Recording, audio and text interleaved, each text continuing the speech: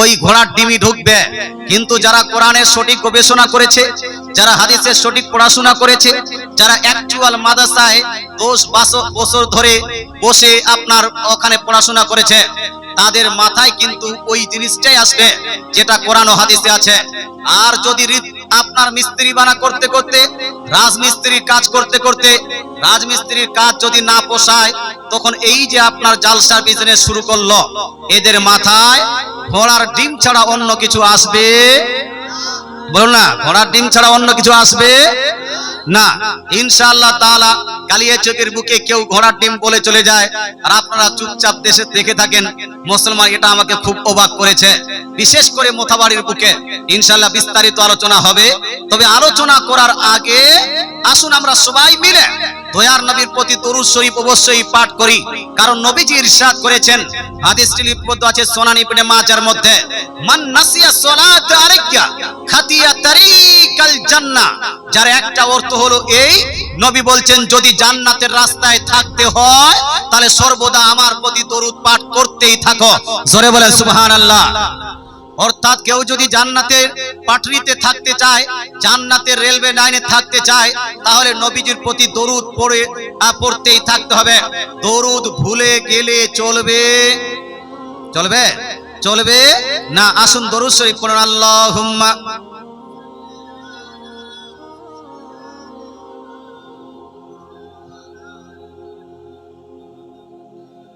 ওয়া আলা আলিহি। রিভাইভটা কমান, রিভাইভটা কমান, বেসটা কমান, আওয়াজটা ক্লিয়ার হচ্ছে না কিন্তু। সাল্লু আলা মুহাম্মাদিন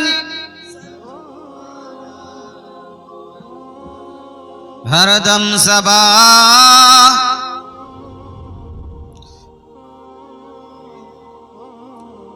তো মুসলিম সমাজ, আমি কোরআনুল মাজিদ ফুরকানুল হামিদ থেকে একটি আয়াত তেলাওয়াত করেছি, একটি গোটা সূরা পাঠ করেছি, সূরা আসর। ধ্যান দিয়ে শুনবেন। আল্লাহ তাআলা কোরআনুল মাজিদের সূরা আসরের মধ্যে ইরশাদ করেন, ওয়াল আসরি। আল্লাহ বলছেন মাহবুব সাল্লাল্লাহু আলাইহি ওয়াসাল্লামের জামানার কসম, যুগের কসম, জামানার কসম, ইন্নাল ইনসানা লাফি খুসর। নিশ্চয়ই মানুষ আছে বড় বিপদে, মানুষ হলো ক্ষতিগ্রস্ত। মানুষ ক্ষতিগ্রস্ত, বাস হাত দিয়ে না, হয়ে গেছে। আল্লাহ তাআলা বলছেন ইন্নাল ইনসানা লাফি খুসর, মানুষ হলো ক্ষতিগ্রস্ত, মানুষ হলো বড় বিপদে। কিন্তু যেই ব্যক্তিরা মানুষের মধ্যে বিপদ থেকে উদ্ধার পেতে চায়, তাদেরকে কি করতে হবে? আল্লাহ তাআলা বলছেন ইল্লাল্লাযীনা আমানু ওয়া আমিলুস সলিহাত। কিন্তু তারা যারা ঈমান আনয়ন করলো, ঈমান এনেছে এবং নেক কাজ করেছে, নেক আমল করেছে, এরা ক্ষতিগ্রস্ত হবে না। ক্ষতি থেকে, যদি নোকসান থেকে বাঁচতে চান, তাহলে ঈমান আনয়ন করতে হবে, তারপরে নেক আমল করতে হবে। আল্লাহ তাআলা বলছেন ওয়াতাওয়াসাউ বিল হক ওয়াতাওয়াসাউ বিস সাবরি। আর যারা সত্য কাজে এক অপরকে সাহায্য করে এবং ধৈর্যের কাজে এক অপরকে উৎসাহ দান করে, এই ব্যক্তিরা ক্ষতিগ্রস্ত হবে না। তাহলে বোঝা গেল আপনার মানুষ যারা হবেন, মানুষ সবাই বিপদে আছেন, সবাই ক্ষতিগ্রস্ত আছেন। তোর মধ্যে 4 কোয়ালিটির লোককে আল্লাহ তাআলা ভালো বলেছেন, আপনার ক্ষতি থেকে নাজাত প্রাপ্ত বলেছেন। কি কি? 1, 4 কোয়ালিটি থাকতে হবে। 1, ঈমান আনতে হবে। 2, নেক আমল করতে হবে। 3, এক অপরকে ভালো কাজে সাহায্য করতে হবে, সত্য কাজে এক অপরের সহযোগিতা করতে হবে। 4, মানুষের সবুরের ব্যাপারে, মানুষকে ধৈর্য ধারণের ব্যাপারে উৎসাহ দান করতে হবে। মানুষ যদি অধৈর্য হয়ে যায়, মানুষকে বলতে হবে তুমি ধৈর্য ধারণ করো। এই 4টা কোয়ালিটি যার মধ্যে থাকবে, এই ব্যক্তি হলো সাকসেসফুল, এই ব্যক্তি হলো কামিয়াব, এ ক্ষতিগ্রস্ত হবে না। তবে ভাই, আল্লাহ তাআলা কোরআনুল মাজিদ ফুরকানুল হামিদের এই সূরার মধ্যে এই 4টা কোয়ালিটি একটা মানুষের মধ্যে যে নিয়ে আসতে বলেছেন, এটা আপনার মধ্যে নিয়ে আসার জন্য 4টা জিনিসকে আমাদেরকে ভালোভাবে জানতে হবে, বুঝতে হবে। আজকে আমাকে টপিক কিন্তু দিয়ে দিয়েছেন কমিটি, ইমাম সাহেব আমাকে টপিক ধরে দিয়েছেন, আমি টপিক ওয়াইজে আলোচনা করব। তবে কোরআনের এই কয়েকটি আয়াতের ব্যাখ্যাটা শুনে নিন। আল্লাহ তাআলা বলছেন যারা ঈমান আনলো, ঈমান কে এনেছে? আপনি ঈমান এনেছেন কি আনেননি? আমি ঈমান আনলাম কি আনেনি? মুসলমান আপনার মুন্সিটোলার মানুষ, এদের মধ্যে ঈমান আছে কি নাই? বাবলার মানুষ ঈমান আছে কি নাই? যারা ঘোড়ার ডিম বুঝে ওদের মধ্যে ঈমান আছে কি নাই? এটা আমরা বুঝবো কি করে? এটা বুঝার জন্য আমাকে আগে ঈমানকে চিনতে হবে। কি চিনতে হবে বাপ? ঈমান জানতে হবে। ঈমান কাকে বলা হয়? আল্লাহ তাআলা রাসূল সাল্লাল্লাহু আলাইহি ওয়াসাল্লামের হাদিস অনুযায়ী ঈমান কি জিনিস, এই প্রসঙ্গে একটি হাদিস শুনেন। কোরআন, বুখারী, মুসলিম, তিরমিজি, নাসাই, আবু দাউদ, ইবনে মাজাহ অসংখ্য হাদিস গ্রন্থে এই হাদিসটি লিপিবদ্ধ আছে। একদা জিবরিল আলাইহিস সালাম নবীজির দরবারে এসে আরজ করলেন, ইয়া রাসূলুল্লাহ, ইয়া হাবিবাল্লাহ, মাল ঈমান? হোয়াটস দ্য ডেফিনিশন অফ ঈমান? What is the real definition of ঈমান? আল্লাহ তাআলা রাসূলকে জিবরিল জিজ্ঞেস করলেন, হে আল্লাহর রাসূল, আপনি বলুন ঈমান কাকে বলে? ঈমান কোন জিনিসকে বলা হয়? ঈমানের ডেফিনিশন কি? ঈমানের সংজ্ঞা কি? তো নবীজি বলছেন, আন তুমিনা বিল্লাহ ওয়া মালাইকাতিহি ওয়া কুতুবিহি ওয়া রুসুলিহি ওয়াল ইয়াউমিল আখিরি ওয়াল কদরি খাইরিহি ওয়া শাররিহি। দয়ার নবী মায়া নবী ডেফিনিশন দিচ্ছেন, ঈমান বলা হয় আল্লাহকে বিশ্বাস করা, রাসূলগণকে বিশ্বাস করা।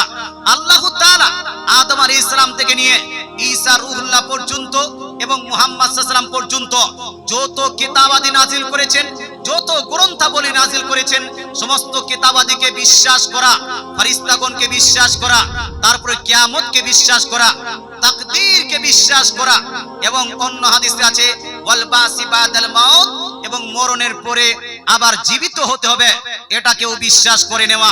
এটার নাম হলো ঈমান। জোরে বলেন সুবহানাল্লাহ। আরেকটা হাদিস শুনাই, বিভিন্ন গ্রন্থে হাদিসটি লিপিবদ্ধ আছে।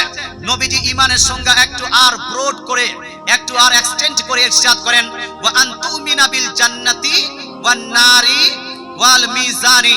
অর্থাৎ মানুষকে বিশ্বাস করতে হবে জান্নাত আছে, জাহান্নাম আছে, এবং মরণের পরে নেকি এবং গুনাহ মাপা হবে, এটাকেও বিশ্বাস করে নিতে হবে। এই কয়েকটা জিনিসকে বিশ্বাস করার নাম, সঠিকভাবে যেইভাবে বিশ্বাস করা উচিত সেইভাবে বিশ্বাস করার নাম হলো ঈমান। এবার আমি আপনাকে জিজ্ঞেস করতে চাই, মুন্সিটোলার মানুষকে, আমরা আল্লাহকে বিশ্বাস করি কি করি না? জোরে বলতে হবে, আল্লাহকে বিশ্বাস করি কি করি না? করি। আমরা রাসূলগণকে বিশ্বাস করি কি করি না? করি। আল্লাহ তাআলার কিতাব, যা কিতাব নাযিল হয়েছে প্রত্যেকটা কিতাবকে বিশ্বাস করি কি করি না? করি। ফেরেশতাগণকে বিশ্বাস করি কি করি না? করি। আখিরাতকে, অর্থাৎ কিয়ামত একদিন ঘটবে, কিয়ামত একদিন না একদিন আসবে, মহাপ্রলয় পৃথিবীতে আসবে, বিগ ব্যাং থিওরি দ্বারা পৃথিবীর আবির্ভাব হয়েছে, আবার মহাপ্রলয়ের মাধ্যমে এই পৃথিবী একদিন বিনাশ হবে, একদিন ধ্বংস হবে, এটাকেও আমরা বিশ্বাস করি কি করি না? করি। সম্মানিত মুসলিম সমাজ, মরণের পরে একদম মানুষ শেষ হয়ে যায় না, সে একদম ধ্বংস হয়ে যায় না, বরং মরণের পরে হাসরের ময়দানে আবার আল্লাহ তাআলা প্রত্যেক মানুষকে আবার উঠাবেন, আবার হাসরে জমা করবেন, এটাকেও আমরা বিশ্বাস করি কি করি না? এটাকে বিশ্বাস করি। আপনার তাকদীরকে, অর্থাৎ আল্লাহ তাআলা মানব দানব সৃষ্টি করার আগে আল্লাহ তাআলা নবীজি ইরশাদ করেন, উবাদা বিন সামিত থেকে বর্ণিত হাদিস, হাদিসটি মিশকাত শরীফের মধ্যে লিপিবদ্ধ আছে। আল্লাহ তাআলা রাসূল বলছেন, আউয়ালু মা খালাকাল্লাহু আল কালাম, সর্বপ্রথম the first thing which is created by Almighty Allah is pen। যেই জিনিসকে আল্লাহ তাআলা নবীজির নূরের পরে যেই জিনিসকে আল্লাহ তাআলা সর্বপ্রথম সৃষ্টি করেছিলেন সেটা হলো একটি কলম, সেটা হলো একটা পেন। কি এটা জি? কলম। কলমকে সৃষ্টি করার পরে আল্লাহ তাআলা বলছেন, উক্তুব, রাইট ডাউন, হে কলম, তুমি কলম, এই কলম তুমি লিখো। কলমের এখন সৃষ্টি হয়েছে, এখন জ্ঞান গরিমা কলমের কাছে নাই, এই জন্য কলম জিজ্ঞেস করলো, মা আক্তুবু ইয়া রাব্বাল আলামিন, হোয়াট উইল আই রাইট? আমি লিখবো কি? আল্লাহ তাআলা বললেন, উক্তুবিল কাদরা, তুমি তাকদীর লিখে দাও। জোরে বলেন সুবহানাল্লাহ। কি লিখো জি? তাকদীর লিখো। মানবের সৃষ্টি হয়নি, দানবের সৃষ্টি হয়নি, পাহাড় পর্বতের সৃষ্টি হয়নি, গাছপালা নদী নালার সৃষ্টি হয়নি, কীট পতঙ্গের সৃষ্টি হয়নি, পৃথিবীকে আপনি আল্লাহ তাআলা তখন সৃষ্টি করেনি, গ্রহ নক্ষত্রকে সৃষ্টি করা হয়নি, গ্যালাক্সিসকে সৃষ্টি করা হয়নি, পর্বতমালাকে সৃষ্টি করা হয়নি। এক কথায় সমস্ত মাখলুকাতের আগে কলমকে সৃষ্টি করে আল্লাহ তাআলা লৌহে মাহফুজে ইচ এন্ড এভরিথিং, প্রত্যেকটা জিনিসকে লিপিবদ্ধ করে দিয়েছেন। এটাকেই বলা হয় তাকদীর। এটাকে বিশ্বাস করে নেওয়া, এটা হলো মুমিনদের কাজ। যে বিশ্বাস করবে সে হলো মুসলমান, সে হলো মুমিন। আর কেউ যদি এই তাকদীরকে বিশ্বাস না করে সে ঈমানদার হতে পারে না। তাকদীরকে বিশ্বাস করলেন, জাহান্নামকে বিশ্বাস করলেন, জান্নাতকে বিশ্বাস করলেন, এইগুলো জিনিস আমরা বিশ্বাস করি, তার মানে আমাদের মধ্যে ঈমান আছে কি নাই? আছে। আচ্ছা, ইমামগণ, মুহাদ্দিসিনগণ, মুফাসসিরগণ ঈমানের একটা শর্টকাট সংজ্ঞা দিয়েছে। কারণ অনেকগুলো মানুষ এতগুলো হয়তো বলতে পারবে না, তো তার শর্টকাট একটা সংজ্ঞা আছে, ডেফিনেশন আছে। ডেফিনেশনটা কি? তারা সংজ্ঞা দিল, আল ঈমানু আত-তাসদীক বিমা জাআ বিহি নবী সাল্লাল্লাহু আলাইহি ওয়াসাল্লাম। অর্থাৎ ঈমান বলা হয় নবীজি সাল্লাল্লাহু আলাইহি ওয়াসাল্লাম আল্লাহর পক্ষ থেকে যাহা কিছু এনে উম্মতিকে প্রদান করেছেন, প্রত্যেকটা জিনিসকে সত্য এবং সঠিক বলে মেনে নেওয়ার নাম হলো ঈমান। জোরে বলেন সুবহানাল্লাহ। অর্থাৎ আল্লাহ তাআলা এই রাসূলুল্লাহ সাল্লাল্লাহু আলাইহি ওয়াসাল্লাম আল্লাহর পক্ষ থেকে যা যা আপনাকে দিয়েছেন, আল্লাহ তাআলা রাসূল আপনাকে মসজিদ দিয়েছেন, মসজিদ আপনাকে মেনে নিতে হবে। আল্লাহ তাআলা রাসূল আপনাকে যাকাতের বিধান দিয়েছেন, যাকাতের বিধান আপনাকে মেনে নিতে হবে। আল্লাহ তাআলা রাসূল আল্লাহর পক্ষ থেকে নামাজের বিধান দিয়েছেন, নামাজের বিধান আপনাকে মেনে নিতে হবে। আল্লাহ তাআলা রাসূল আল্লাহ তাআলার পক্ষ থেকে হজ্জের বিধান দিয়েছেন, হজ্জের বিধান আপনাকে মেনে নিতে হবে। কোন ব্যক্তি যদি বলে না না আমি হজ মানি না, আমি যাকাত মানি না, আমি উসুর মানি না, আমি এই মসজিদকে শ্রদ্ধা করব না, যেই ব্যক্তি আল্লাহ তাআলা রাসূলের দেওয়া হাদিসগুলোর মধ্যে, আল্লাহ তাআলা রাসূলের দেওয়া বিধানগুলোর মধ্যে একটা বিধান কেউ যদি অস্বীকার করে, কেউ যদি তাচ্ছিল্য করে, কেউ যদি ক্রিটিসাইজ করে, কেউ যদি ব্যঙ্গ করে, সেই ব্যক্তি মুসলমান থাকতে পারে না? পারে না।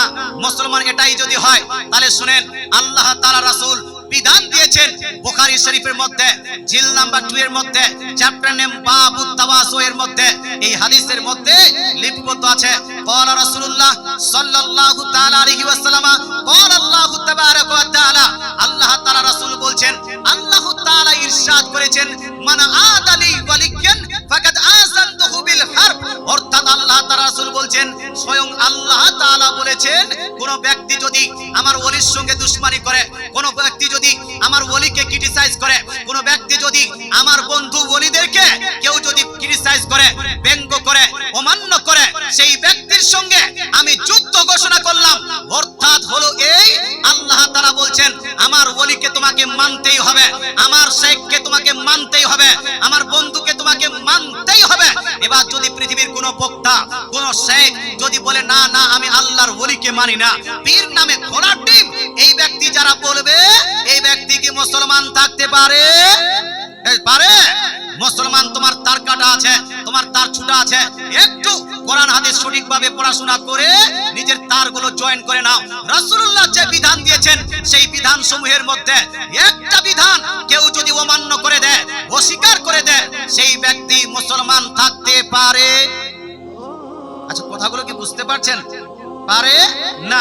আচ্ছা, ওলিয়া উলিয়ার বিধান কোরআনে আছে কি নাই? এজন্য আছে কিনা? সূরা ইউনূসের মধ্যে আয়াত নাম্বার 62-63 এর মধ্যে ওলিয়া উলিয়ার বিধান আছে। সূরা তাহরিম আয়াত নাম্বার 4 এর মধ্যে ওলিয়া উলিয়ার বিধান আছে। সূরা আনফাল আয়াত নাম্বার 34 এর মধ্যে ওলিয়া উলিয়ার বিধান আছে। সূরা মাইদার মধ্যে আয়াত নাম্বার 71 এর মধ্যে, আপনার 55 এর মধ্যে ওলি আল্লাহর বিধান আছে। যদি ওলি আল্লাহর বিধান কোরআনে পাওয়া যায়, যদি ওলি আল্লাহর বিধান হাদিসে পাওয়া যায়, আর কোন একজন ব্যক্তি সেটাকে যদি অমান্য করে, অস্বীকার করে, সেই ব্যক্তি মুসলমান থাকবে না? বলুন না, সেই ব্যক্তি ঈমানদার থাকবে না বেঈমান? বেঈমান হবে। এই জন্য ভাই আমরা বলি এই ধরনের বক্তার বক্তৃতা শোনা যাবে না।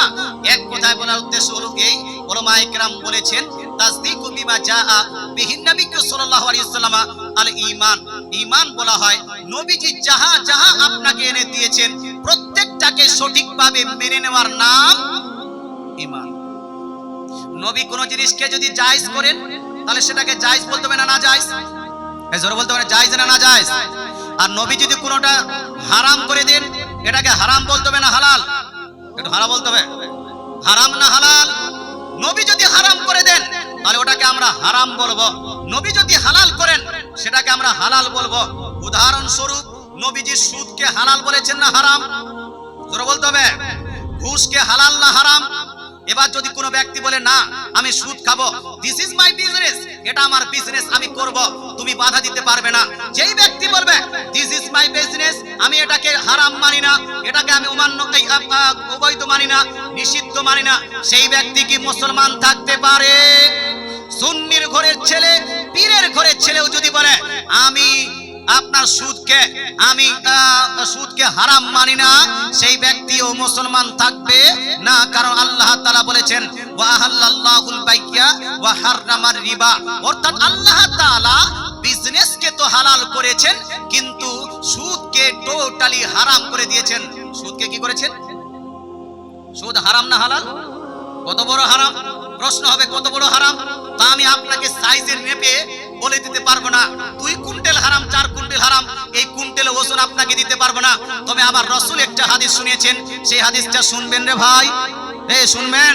যারা যারা শুনতে চান একটু হাত তুলে বলুন তো ইয়া রাসূলুল্লাহ। হাদিসটি শুনুন, হাদিসটি লিপিবদ্ধ আছে সুনান ইবনে মাজার মধ্যে জিল নাম্বার 1 এর মধ্যে। সুদের বর্ণনা এই হাদিস লিপিবদ্ধ আছে অন্যান্য হাদিসের কিতাবেও। আল্লাহ তাআলা রাসূল ইরশাদ করেন আর রিবা সাবউনা হুবা ওয়া আইসারুহা আইয়ানকিহা রাজুলু উম্মাহু, অর্থাৎ দয়ার নবী মায়ার নবী আকাই নামদার মাদিনী তাজদার আহমদে মুখতার জনাবে রাসূলুল্লাহ সাল্লাল্লাহু তাআলা আলাইহি ওয়াসাল্লাম ইরশাদ করেন ওহে আমার উম্মত উম্মতিরা শুনে নাও, সুদ এমন একটি হারাম। আর নবী ইরশাদ করেন আসর রিবা সাবউনা হুবা, একবার কেউ যদি সুদ খায় তার 70 প্রকারের গুনাহ হবে। কত প্রকার? বলো না, 70 প্রকারের গুনাহ হবে। একবার কেউ যদি সুদ খায়, ইন্টারেস্ট খায়, 70 প্রকারের গুনাহ হয়।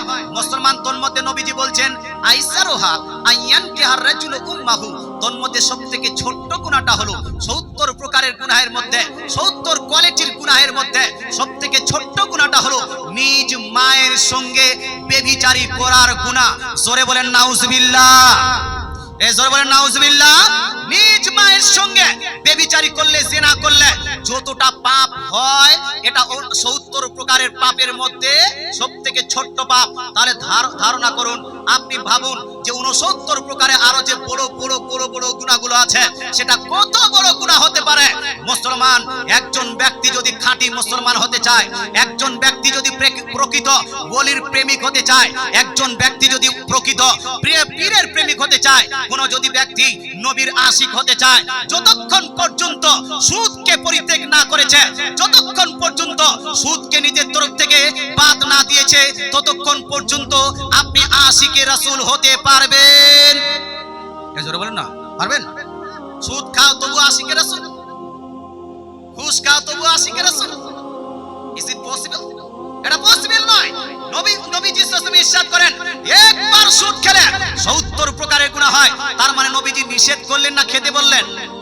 জোরে বলেন না বাপ, ভাই, নিষেধ করলেন না খেতে বললেন? আপনার যার সঙ্গে প্রেম হবে, যার সঙ্গে ইশক হবে, প্রেম মোহাব্বত আর ইশকের মধ্যে অনেকটা আন্তর আছে বাপ, অনেকটা পার্থক্য আছে।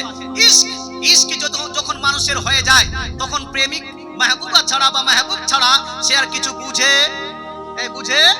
মাহবুব যেটাই বলবে সেটাই করবে। এটা হলো ইশক, এটা হলো ইশক। এমনি প্রেম করছি আই লাভ মাই প্রফেট সাল্লাল্লাহু আলাইহি ওয়াসাল্লাম এতটুকু বললে হবে না বাপ, মোহাব্বত করছি এতটুকু নয়। আপনি যখন নিজেকে আশিকে রাসূল, অর্থাৎ আশিকে রাসূল মানে হলো এই রাসূলের ইশক আপনার মধ্যে আছে।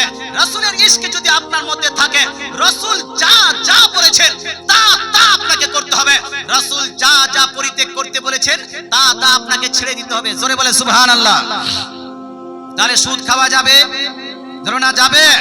সুদের প্রসঙ্গে আল্লাহ তাআলা রাসূল সাল্লাল্লাহু আলাইহি ওয়াসাল্লাম আর এক হাদিসের মধ্যে ইরশাদ করেন একবার কেউ যদি সুদ খায়, সুদখোরের জন্য জাহান্নামটাকে এতটা ফ্যাসিলিটি করে দেওয়া হয় যে জাহান্নামে যেতে যেন কোনো রকম অসুবিধা না হয়। তাই সুদখোরকে জাহান্নামে প্রবেশ করানোর জন্য জাহান্নামের 73টি দরজা খুলে দেওয়া হয়। কয়টা দরজা?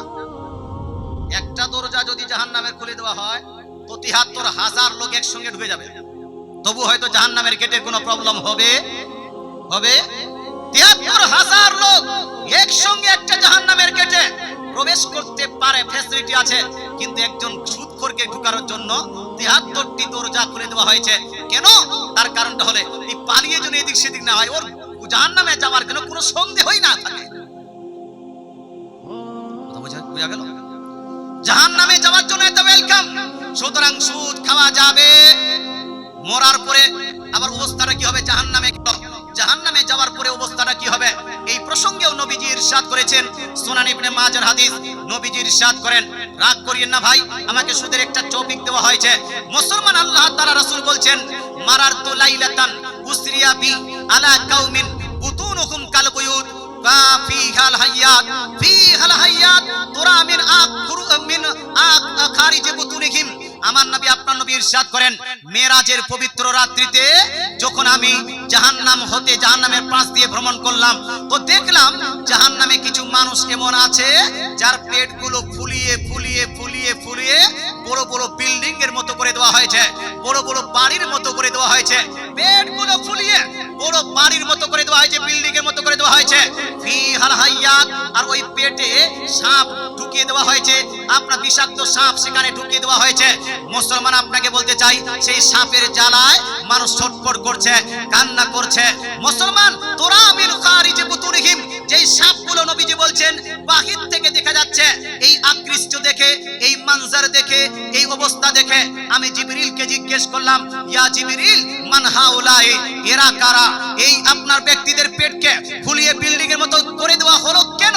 মুসলমান, আল্লাহ তাআলা রাসূল বলছেন, আমি জিজ্ঞেস করলাম এর পেটের মধ্যে বিষাক্ত সাপ ঢুকিয়ে দেওয়া হলো কেন? তো জিবরিল আলাইহিস সালাম বলছেন, ইয়া রাসূলুল্লাহ হাউলাই আকিলাতুর রিবা, ইয়া রাসূল, এরা হলো সেই ব্যক্তি যারা পৃথিবীতে মানুষের কাছে সুদ খেত।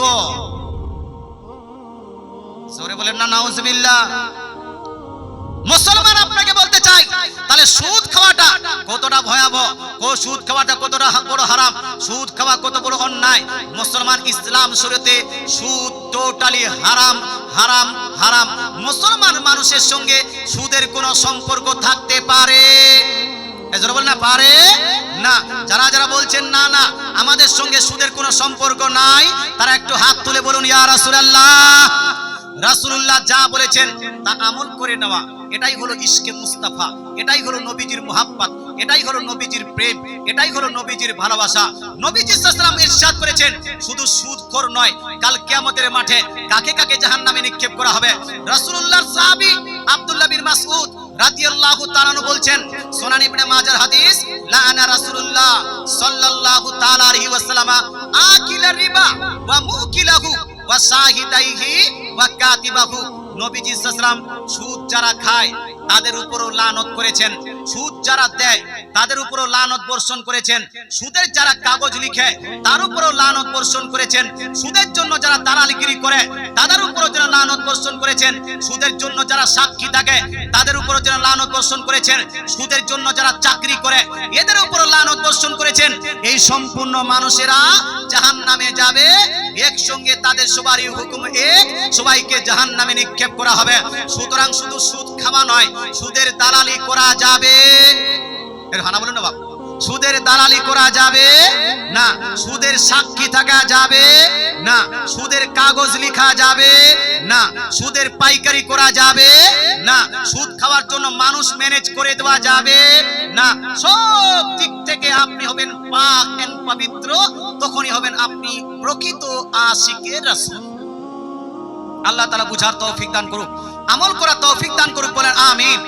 রাসূলুল্লাহ যা নিষেধ করেছেন প্রত্যেকটা বিষয়কে আমাদেরকে বাদ দিতে হবে। আচ্ছা, রাসূলুল্লাহ সাল্লাল্লাহু আলাইহি ওয়াসাল্লাম এই যে মাজারে যা আপনারা পুরুষ করছেন, এটাকে কি নিষেধ করেছেন? বা হারাম বলেন না বাবা, মাজারে যে যান, একটা হারাম একটা হালাল, দুইটা কম্বিনেশন নিয়ে আস্তে আস্তে আলোচনাটা বাড়িয়ে যায়। মুসলমান, এই যে মাজারে উরুস করছেন, এখানে সুন্দরভাবে বসে আছেন, একজন বক্তা আলোচনা করছে, আপনারা শ্রবণ করছেন। Is it correct? Is it correct according to হাদিস? এটা হাদিস অনুযায়ী কি জায়েজ, কারেক্ট, বৈধ না অবৈধ? এটা একটু একটু জানা দরকার আছে কি নাই? রাসূলুল্লাহ সাল্লাল্লাহু আলাইহি ওয়াসাল্লাম হাদিস অনুযায়ী যদি জায়েজ প্রমাণ হয় করব, যদি হাদিস অনুযায়ী নাজায়েজ প্রমাণ হয় ছেড়ে দিব, নাকি ভাই? হ্যাঁ, নাজায়েজ হলে অবৈধ হলে করব না ছাড়বো? এজন্য বলেন হাদিস মানবেন তো? মানবেন তো? যারা যারা বলছেন হুজুর হাদিস মানবো একটু হাত তুলে বলুন তো ইয়া রাসূলুল্লাহ। এবার হাদিস শুনুন। প্রথমত হলো এই উরুস করা জায়েজ না না জায়েজ? যদি জায়েজ হয় পদ্ধতিটা কি হবে, নিয়মটা কি হবে, সিস্টেমটা কি হবে, how to celebrate the urs of the devotee of almighty Allah, আল্লাহর কোন ওলির উরুস কিভাবে পালন করব, একটু হাদিস শুনেন। উরুসের অর্থটা কি, উরুসের ব্যাখ্যাটা কি, উরুস মানে কি? উরুস মানে হলো এই যে কোনো একজন আল্লাহর ওলি, আল্লাহর নবী ইন্তেকাল করার পরে তার মাজার শরীফে বাৎসরিক একটা কবর জিয়ারতের ব্যবস্থা করা, নাকি বাবা? কবর জিয়ারতের ব্যবস্থা করা, দোয়া খায়ের করা, তারপরে সেখানে একটি মাহফিল করা, আর তার জন্য ইসালে সওয়াব করা। এটাই তো না, অন্য কিছু? অন্য কিছু? ঢোল বাজানো? ঢোল বাজানো না, ঢোল বাজানো তো না। ডান্সিং করা না, এটা তো আমরা সাপোর্ট করি না। তো কি নাচ গান করা? নো, নাচ গান তো নয়। মানে হলো এই মুন্সিটোলায় আমি দেখেছি আপনার আজকের দিনে, বিশেষ করে অন্যান্য দিনে যারা কবর জিয়ারত করেন আজকের দিনে বিশেষভাবে মাজার জিয়ারত করা এবং ওই মাজারের উদ্দেশ্যে ইসালে সওয়াব করা, মেহফিলের আয়োজন করা, তার জন্য দোয়ায়ে খায়ের করা, এই কাজগুলোকে আমরা উরুস বলে থাকি বছরে একবার। এবার প্রশ্ন হলো আমার নবী, আপনার নবী, দয়ার নবী, মায়ার নবী এর বৈধতা দিয়েছেন কি দেয়নি? এটাকে সাপোর্ট করেছেন কি করেননি? নবী কোনদিন এইরকম কাজ করেছেন কি করেননি? জানার দরকার আছে কি নাই? আছে না? একটি হাদিস শুনুন। এই হাদিসটি লিপিবদ্ধ আছে, প্রথমত হলো এই যে আপনার ঘোড়ার ডিমের কথা বললাম কি বললাম না? ওর নামে আজ থেকে ঘোড়ার ডিম পড়ে গেল। এক আছে ডাবচোর, আরেকটা হলো ঘোড়ার, এই জোরে বলেন না, এক হলো ডাবচোর মোটকা, মুসলমান এ হলো ঘোড়ার ডিম। বলতে চাই মুসলমান এদের মাথায় কুলায় না, এরা কবর জিয়ারতকে পর্যন্ত সাপোর্ট করে না, মাজার জিয়ারতকেও সাপোর্ট করে এরা করে না। কবর জিয়ারতে গেলে এরা বলে কবর পূজারী, মাজার জিয়ারতে গেলে এরা বলে মাজার পূজারী, পীর আপনার মানলে এরা বলে পীর পূজারী। হ্যাঁ, পীর পূজারী। দেখেন প্রশ্ন করেছে আপনার এই মথবাড়ির মানুষই এখানে ধোঁকাবাজি করেছে আপনার সঙ্গে, প্রশ্ন করেছে পীর পূজা কাকে বলে, পীর পূজা করা যাবে কি যাবে না? আচ্ছা বলেন তো আমরা কি পীর পূজা করি? পীর পূজা করি না পীরকে শ্রদ্ধা করি? কোনটা? জোরে বলতে হবে। পীর পূজা করি না পীর শ্রদ্ধা, পীরকে পূজা করি না পীরের সম্মান, পীর পূজা করি না পীরের কথা মানি। মুসলমান আপনাকে বলতে চাই তার মানে ধোঁকা দিয়েছে আপনার এলাকার লোকেই। মুসলমান আপনাকে বলতে চাই এই পীর যারা মান্য করেন তাকে পীর পূজারী বলছে মুসলমান। আচ্ছা বলেন তো কবর পূজা, মাজার পূজা, পীর পূজা এগুলা কি জায়েজ না না জায়েজ? পূজাটা কি জায়েজ না না জায়েজ? শুধু না জায়েজ না, শিরক। আমাদের মুসলমানদের কলেমা কি? জোরে বলতে হবে, কলেমা কি? লা ইলাহা ইল্লাল্লাহ। শুধু লা ইলাহা ইল্লাল্লাহ, তা আগে কিছু আছে? লা ইলাহা ইল্লাল্লাহ মুহাম্মাদুর রাসূলুল্লাহ। কিন্তু ভাই এখন একটু মিংলিং আলোচনা করা যাক। বাংলাদেশের এক বক্তা আকরামুজ্জামা বলছে, ইউটিউবে আছে, আকরামুজ্জামা বলছে লা ইলাহা ইল্লাল্লাহ শুধু মুসলমানদের কলেমা, মুহাম্মাদুর রাসূলুল্লাহ মুসলমানদের কলেমা নয়। লা ইলাহা ইল্লাল্লাহর সঙ্গে যদি মুহাম্মাদুর রাসূলুল্লাহ মিশ্রিত করে দেওয়া হয়, একসঙ্গে করে দেওয়া হয়, আপনার মিংলিং করে দেওয়া হয়, জয়েন করে দেওয়া হয়, কম্বিনেশন করে দেওয়া হয়, তাহলে এটা হয়ে যাবে শিরক। বলে নাউজুবিল্লাহ। অর্থাৎ এরা লা ইলাহা ইল্লাল্লাহ বলতে চায়, মুহাম্মাদুর রাসূলুল্লাহ বলতে চায় না। তবে আমরা বলি কেউ যদি লা ইলাহা ইল্লাল্লাহ সারা জীবন পড়ে যায় সে মুসলমান থাকতে পারে না, মুসলমান হতে পারে না, যতক্ষণ পর্যন্ত না মুহাম্মাদুর রাসূলুল্লাহকে জয়েন করেছে। মুসলমান যতক্ষণ পর্যন্ত না মুহাম্মাদুর রাসূলুল্লাহকে আল্লাহ তাআলা লা ইলাহা ইল্লাল্লাহর সঙ্গে মিশ্রিত করেছে ততক্ষণ পর্যন্ত সে মুসলমান হতে পারে না। আকরামুজ্জামার কথা শুনলেন। এবার বাংলাদেশের আরেক শেখ, এই শেখের নাম হলো আব্দুর রাজ্জাক বিন ইউসুফ। কি নাম? আব্দুর রাজ্জাক বিন ইউসুফ, এই আব্দুর রাজ্জাক বিন ইউসুফ বলছে আমি গালি দিচ্ছি না, তারা গালি দেয়, আমরা সুন্নিরা গালি দিই না, স্টেজ থেকে গালি দেওয়া আমরা পছন্দই করি না। আব্দুর রাজ্জাক বিন ইউসুফ বলছে 6 মাস যাবত মেহনত করে খোঁজাখুঁজি করে আমি লা ইলাহা ইল্লাল্লাহ মুহাম্মাদুর রাসূলুল্লাহ খুঁজেই পেলাম না। কি বলছে? 6 মাস খোঁজাখুঁজি করেছি, লা ইলাহা ইল্লাল্লাহ মুহাম্মাদুর রাসূলুল্লাহ খুঁজে পেলাম না। বলুন তো ভাই, আচ্ছা এ বলছে আমি 6 মাস খোঁজাখুঁজি করার পরে লা ইলাহা ইল্লাল্লাহ মুহাম্মাদুর রাসূলুল্লাহ পেলাম না, তো এ কি লা ইলাহা ইল্লাল্লাহকে সমর্থন করলো না অস্বীকার করলো? কোনটা জোরে বলেন না বাপ? অস্বীকার করলো। 6 মাস যাবত খুঁজে আমি লা ইলাহা ইল্লাল্লাহ মুহাম্মাদুর রাসূলুল্লাহ বের করতে পারি না। আছে কোথায়?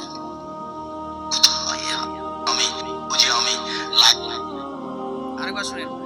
6 মাস যাবত খুঁজে আমি লা ইলাহা ইল্লাল্লাহ মুহাম্মাদুর রাসূলুল্লাহ বের করতে পারি না। আছে কোথায়? শেষ পর্যন্ত হয়রান হয়ে গেলাম, রাত দিনের বলা হাদিস সেটাই খুঁজে পাই না। লা ইলাহা ইল্লাল্লাহ, কথা বুঝতে পারছেন না?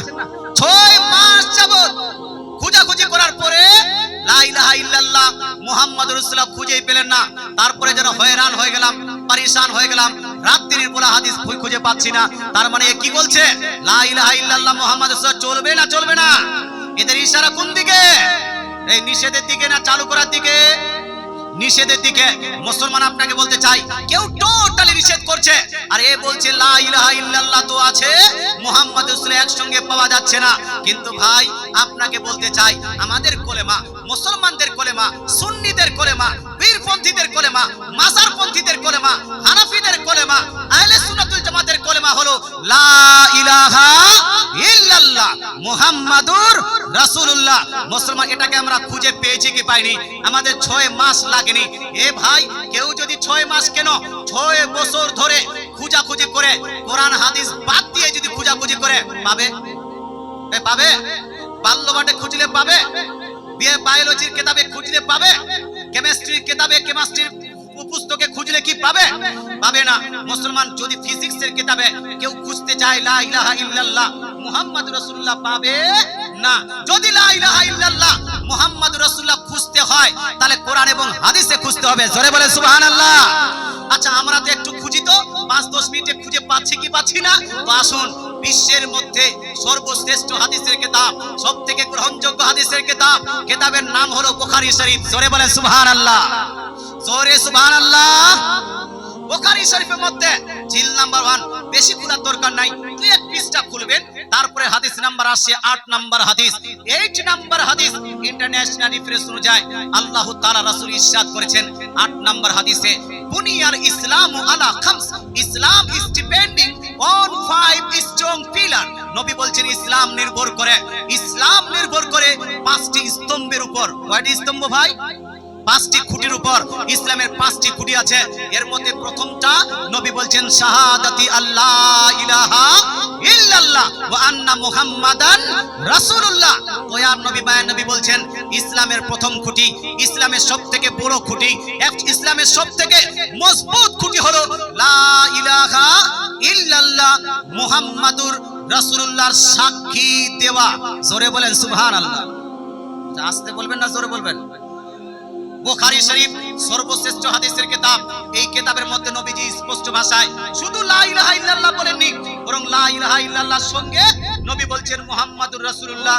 এই দুইটারই কম্বিনেশনের মধ্যে যেই কলেমাটি তৈরি হয়েছে লা ইলাহা ইল্লাল্লাহ মুহাম্মাদুর রাসূলুল্লাহ, এটা হলো ইসলামের খুঁটি। বলুন তো, ইসলামের খুঁটিকে যদি ধ্বংস করে দেওয়া হয় তাহলে ইসলাম কি টিকবে? খুঁটি নষ্ট করে দিলে ইসলাম টিকবে? টিকবে না। যদি এই শামিয়ানার খুঁটি ভেঙে দেওয়া হয় তাহলে শামিয়ানা টিকবে না।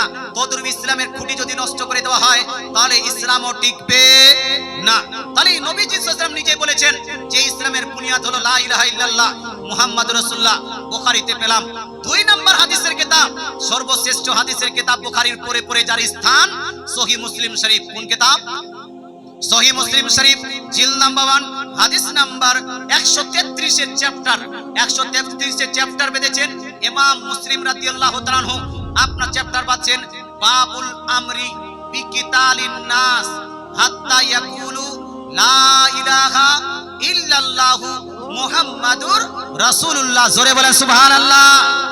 অর্থাৎ ইমাম মুসলিম রাদিয়াল্লাহু তাআলা বলছেন, একজন ব্যক্তি যতক্ষণ পর্যন্ত লা ইলাহা ইল্লাল্লাহ মুহাম্মাদুর রাসূলুল্লাহ না বলেছে ততক্ষণ পর্যন্ত তার সঙ্গে জিহাদ করা জায়েজ আছে, তারপরে জিহাদ করা জায়েজ হবে না। মুসলমান এখানে স্পষ্ট ভাষায় মুসলিম শরীফ একদম মোটা করে হেডলাইন করে লিপিবদ্ধ করে দিয়েছেন, লা ইলাহা ইল্লাল্লাহ মুহাম্মাদুর রাসূলুল্লাহ। তো আছে কি নাই? এজন্য আছে কি নাই? আছে। 3 নাম্বার সহিহ মুসলিম শরীফের ব্যাখ্যা গ্রন্থ ইমাম নববী রাহমাতুল্লাহ আলাইহি যেই কিতাবটি লিপিবদ্ধ করেছেন, শারহে মুসলিম, শারহুন নববী আলা মুসলিম, শারহুন নববী আলা মুসলিমের মধ্যে তিনি ইরশাদ করেছেন, কালিমাতুত তাওহীদ হিয়া লা ইলাহা ইল্লাল্লাহ মুহাম্মাদুর রাসূলুল্লাহ। অর্থাৎ তাওহীদের কালেমা হলো লা ইলাহা ইল্লাল্লাহ মুহাম্মাদুর রাসূলুল্লাহ। মুসলমান একজন মৌলভী সাহেব যদি তাফসিরে জালালাইন না পাঠ করে সে মৌলভী হতে পারে না। না দেওবন্দির মৌলভী হতে পারবে, না ওয়াহাবীর মৌলভী হতে পারবে, না আহলে হাদিসের মৌলভী হতে পারবে, না সুন্নির মৌলভী হতে পারবে। দেওবন্দির মৌলভী হোক অথবা সুন্নি অথবা আহলে হাদিস, সবাইকে তাফসিরে জালালাইন পড়তে হবে, তারপরেই মৌলভী হতে পারবে। তাফসিরে জালালাইনের মধ্যে ইমাম জালালউদ্দিন সুয়ুতী 2 লাখ হাদিসের হাফিজ, তিনি বলছেন কালিমাতুত তাকওয়া ওয়া হিয়া লা ইলাহা ইল্লাল্লাহু মুহাম্মাদুর রাসূলুল্লাহ। অর্থাৎ তিনি বলছেন তাকওয়ার কলেমা, পরহেজগারির কলেমা। কোরআনের যে আয়াত তাকওয়া, কালিমাতুত তাকওয়া, এই কালিমাতুত তাকওয়া বলতে আল্লাহ তাআলা বুঝিয়েছেন লা ইলাহা ইল্লাল্লাহ মুহাম্মাদুর রাসূলুল্লাহ। জোরে বলেন সুবহানাল্লাহ। মুসলমান এরকম যদি রেফারেন্স দেওয়া হয়, রেফারেন্স দিতে দিতে অনেক হয়ে যাবে। মুসলমান জান্নাতের গেটে লিপিবদ্ধ ছিল লা ইলাহা ইল্লাল্লাহ মুহাম্মাদুর রাসূলুল্লাহ। ফাতহে খাইবার যুদ্ধের পতাকাতে লিপিবদ্ধ ছিল লা ইলাহা ইল্লাল্লাহ মুহাম্মাদুর রাসূলুল্লাহ। মুসলমান নবীজি সাল্লাল্লাহু আলাইহি ওয়াসাল্লামের আংটিতে লিপিবদ্ধ ছিল লা ইলাহা ইল্লাল্লাহ মুহাম্মাদুর, জোরে বলেন না, মুহাম্মাদুর রাসূলুল্লাহ। মুসলমান আপনাকে বলতে চাই, এখন সৌদি আরবের পতাকাও লিপিবদ্ধ আছে লা ইলাহা ইল্লাল্লাহ মুহাম্মাদুর রাসূলুল্লাহ। আর 10 লাখ হাদিসের হাফিজ ইমাম আহমদ বিন হাম্বল, তিনি একটি হাদিসের কিতাব ফাযাইলে সাহাবার মধ্যে হাদিস নাম্বার 131 এর মধ্যে তিনি উল্লেখ করছেন, কাল কিয়ামতের মাঠে উত্তপ্ত ময়দানে কঠিন আসবে দিনে নবীজির হাতে থাকবে লিওয়ায়ে হামদের পতাকা। এই হামদের পতাকার মধ্যে 3 লাইন লিপিবদ্ধ থাকবে। প্রথম লাইনে লিপিবদ্ধ থাকবে বিসমিল্লাহির রহমানির রহিম, দ্বিতীয় লাইনে লিপিবদ্ধ থাকবে আলহামদুলিল্লাহি রাব্বিল আলামিন, আর তৃতীয় লাইনে লিপিবদ্ধ থাকবে লা ইলাহা ইল্লাল্লাহ মুহাম্মাদুর রাসূলুল্লাহ। এর অর্থ সারাংশ হলো এই, বুখারীতে লিপিবদ্ধ আছে লা ইলাহা ইল্লাল্লাহ মুহাম্মাদুর রাসূলুল্লাহ। সহিহ মুসলিম শরীফে লিপিবদ্ধ আছে লা ইলাহা ইল্লাল্লাহ মুহাম্মাদুর রাসূলুল্লাহ। বাইহাকী শরীফের মধ্যে লিপিবদ্ধ আছে লা ইলাহা ইল্লাল্লাহ মুহাম্মাদুর রাসূলুল্লাহ। শারহে মুসলিমের মধ্যে লিপিবদ্ধ আছে লা ইলাহা ইল্লাল্লাহ মুহাম্মাদুর রাসূলুল্লাহ। তারপরে তাবরানী শরীফের মধ্যে লিপিবদ্ধ আছে লা ইলাহা ইল্লাল্লাহ মুহাম্মাদুর রাসূলুল্লাহ। এতগুলো দলিল থাকার পরেও এক মৌলবি যদি বলে যে আমি 6 মাস খোঁজাখুঁজি করার পরেও লা ইলাহা ইল্লাল্লাহ মুহাম্মাদুর রাসূলুল্লাহ খুঁজে পেলাম না, কি কানা হবে কি হবে না? হ্যাঁ, রাত কানা তো সঙ্গে সঙ্গে আছে, এই দিন কানাও আছে, বই কানাও আছে। কথা বুঝতে পারছেন না? যদি না পড়ে বই না খুঁজে এমনি খালি খুঁজে মাথায় খুঁজে পাবে না, বই খুলতে হবে, পড়াশোনা করতে হবে। আল্লাহ তাআলা আপনার বুঝার তৌফিক দান করুক। এই বাপ বলল আমি লা ইলাহা ইল্লাল্লাহ মুহাম্মাদুর রাসূলুল্লাহ খুঁজে পেলাম না, আর বেটা বলছে যে বিশ্বের মধ্যে, আচ্ছা সবথেকে নবীজির উম্মতের মধ্যে সবথেকে খতরনাক কাফির কে? এজন্য বলেন না বাপ, সবথেকে খতরনাক কাফির কে? আবু জেহেল। আবু জেহেল হলো সবথেকে নিকৃষ্ট কাফির নবীজির উম্মতের মধ্যে। নবীজি যেই সময় থেকে প্রেরিত হয়েছেন সেখান থেকে কিয়ামত পর্যন্ত সবথেকে খতরনাক কাফির হলো আবু জেহেল। বাপ বলল লা ইলাহা ইল্লাল্লাহ মুহাম্মাদুর রাসূলুল্লাহ খুঁজে পেলাম না। এবার বেটা বলছে আবু জেহেলও মুসলমান ছিল। জোরে বলেন না নাউজুবিল্লাহ, সুবহানাল্লাহ বলছে নাকি? নাউজুবিল্লাহ বলবেন না জোরে? বেটা বলছে আবু জেহেল আমার মতো মুসলমান ছিল, আমাদের মতো মুসলমান ছিল। আচ্ছা বলুন তো ভাই, কেউ যদি আবু জেহেলকে নিজের মতো মুসলমান বলে, ও নিজেই মুসলমান থাকবে? থাকবে? যে আবু জেহেলকে কাফের বলেন, আপনি যে আবু তালেবকে কাফের বলেন, আপনি যে আবু জেহেলকে কাফেরদের সর্দার বলেন, তারাও কিন্তু আমার আপনার মতো মুসলমান ছিল। আপনি বিশ্বাস করেন আর না করেন, কথা বুঝতে পারছেন না? আপনি যে আবু জেহেলকে কাফির বলেন, আপনি যে আবু লাহাবকে কাফির বলেন, তারাও কিন্তু আপনার আমার মতো মুসলমান ছিল। আপনি বিশ্বাস করুন বা না করুন, ওটা ভিডিওটা আছে, আপলোড করে দেখে নেবেন। মুসলমান আপনাকে বলতে চাই, দলিল দিয়েছে কি? দলিল দিয়েছে আবু জেহেল যখন ওই উহুদ পাহাড়, উহুদের যুদ্ধে যেতে, বদরের যুদ্ধে যেতেছিল, যুদ্ধে যাওয়ার আগে আল্লাহ তার কাছে দোয়া করছে, ইয়া আল্লাহ, আমাদের মধ্যে যিনি সত্য সঠিক তাকে তুমি বিজয় দান। কথা বুঝতে পারছেন না? তার মানে আবু জেহেল আল্লাহকে মানলো কি মানলো না? এই আল্লাহকে মানলো কি মানলো না? ওর কথা মোতাবেক যেহেতু আল্লাহকে মানলো, তাই মুসলমান হবে, আমাদের মতোই মুসলমান হবে। আচ্ছা বলুন তো ভাই, মুসলমান শুধু লা ইলাহা ইল্লাল্লাহ, লা ইলাহা ইল্লাল্লাহ, লা ইলাহা ইল্লাল্লাহ, আল্লাহকে মানি, আল্লাহকে মানি, আল্লাহকে মানি, গোটা জীবন যদি বলে যায়, আর মুহাম্মদ সাল্লাল্লাহু আলাইহি ওয়াসাল্লামকে কেউ যদি না মানে, সেই ব্যক্তি মুসলমান হবে? হবে? মুসলমান বাপ বলল শুধু কালেমা হলো লা ইলাহা ইল্লাল্লাহ, বাপের ফতোয়া অনুযায়ী আবু জেহেল কিন্তু আসলেই মুসলমান হয়ে গেছে। কথা বুঝতে পারছেন না?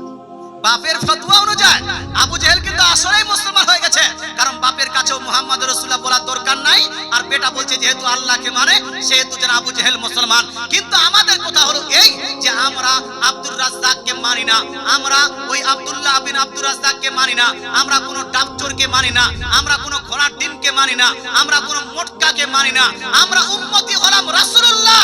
তাই রাসূলুল্লাহ যেই দিকে সুন্নি মুসলমান, সেই দিকে দয়ার নবী যেই দিকে আমরা আছি, সেই দিকে রাসূলুল্লাহকে যখন জিজ্ঞেস করা হলো, ইয়া রাসূলুল্লাহ, কেউ যদি শুধু আল্লাহকে মানে, আপনাকে না মানে, সেই ব্যক্তি কি মুসলমান হবে?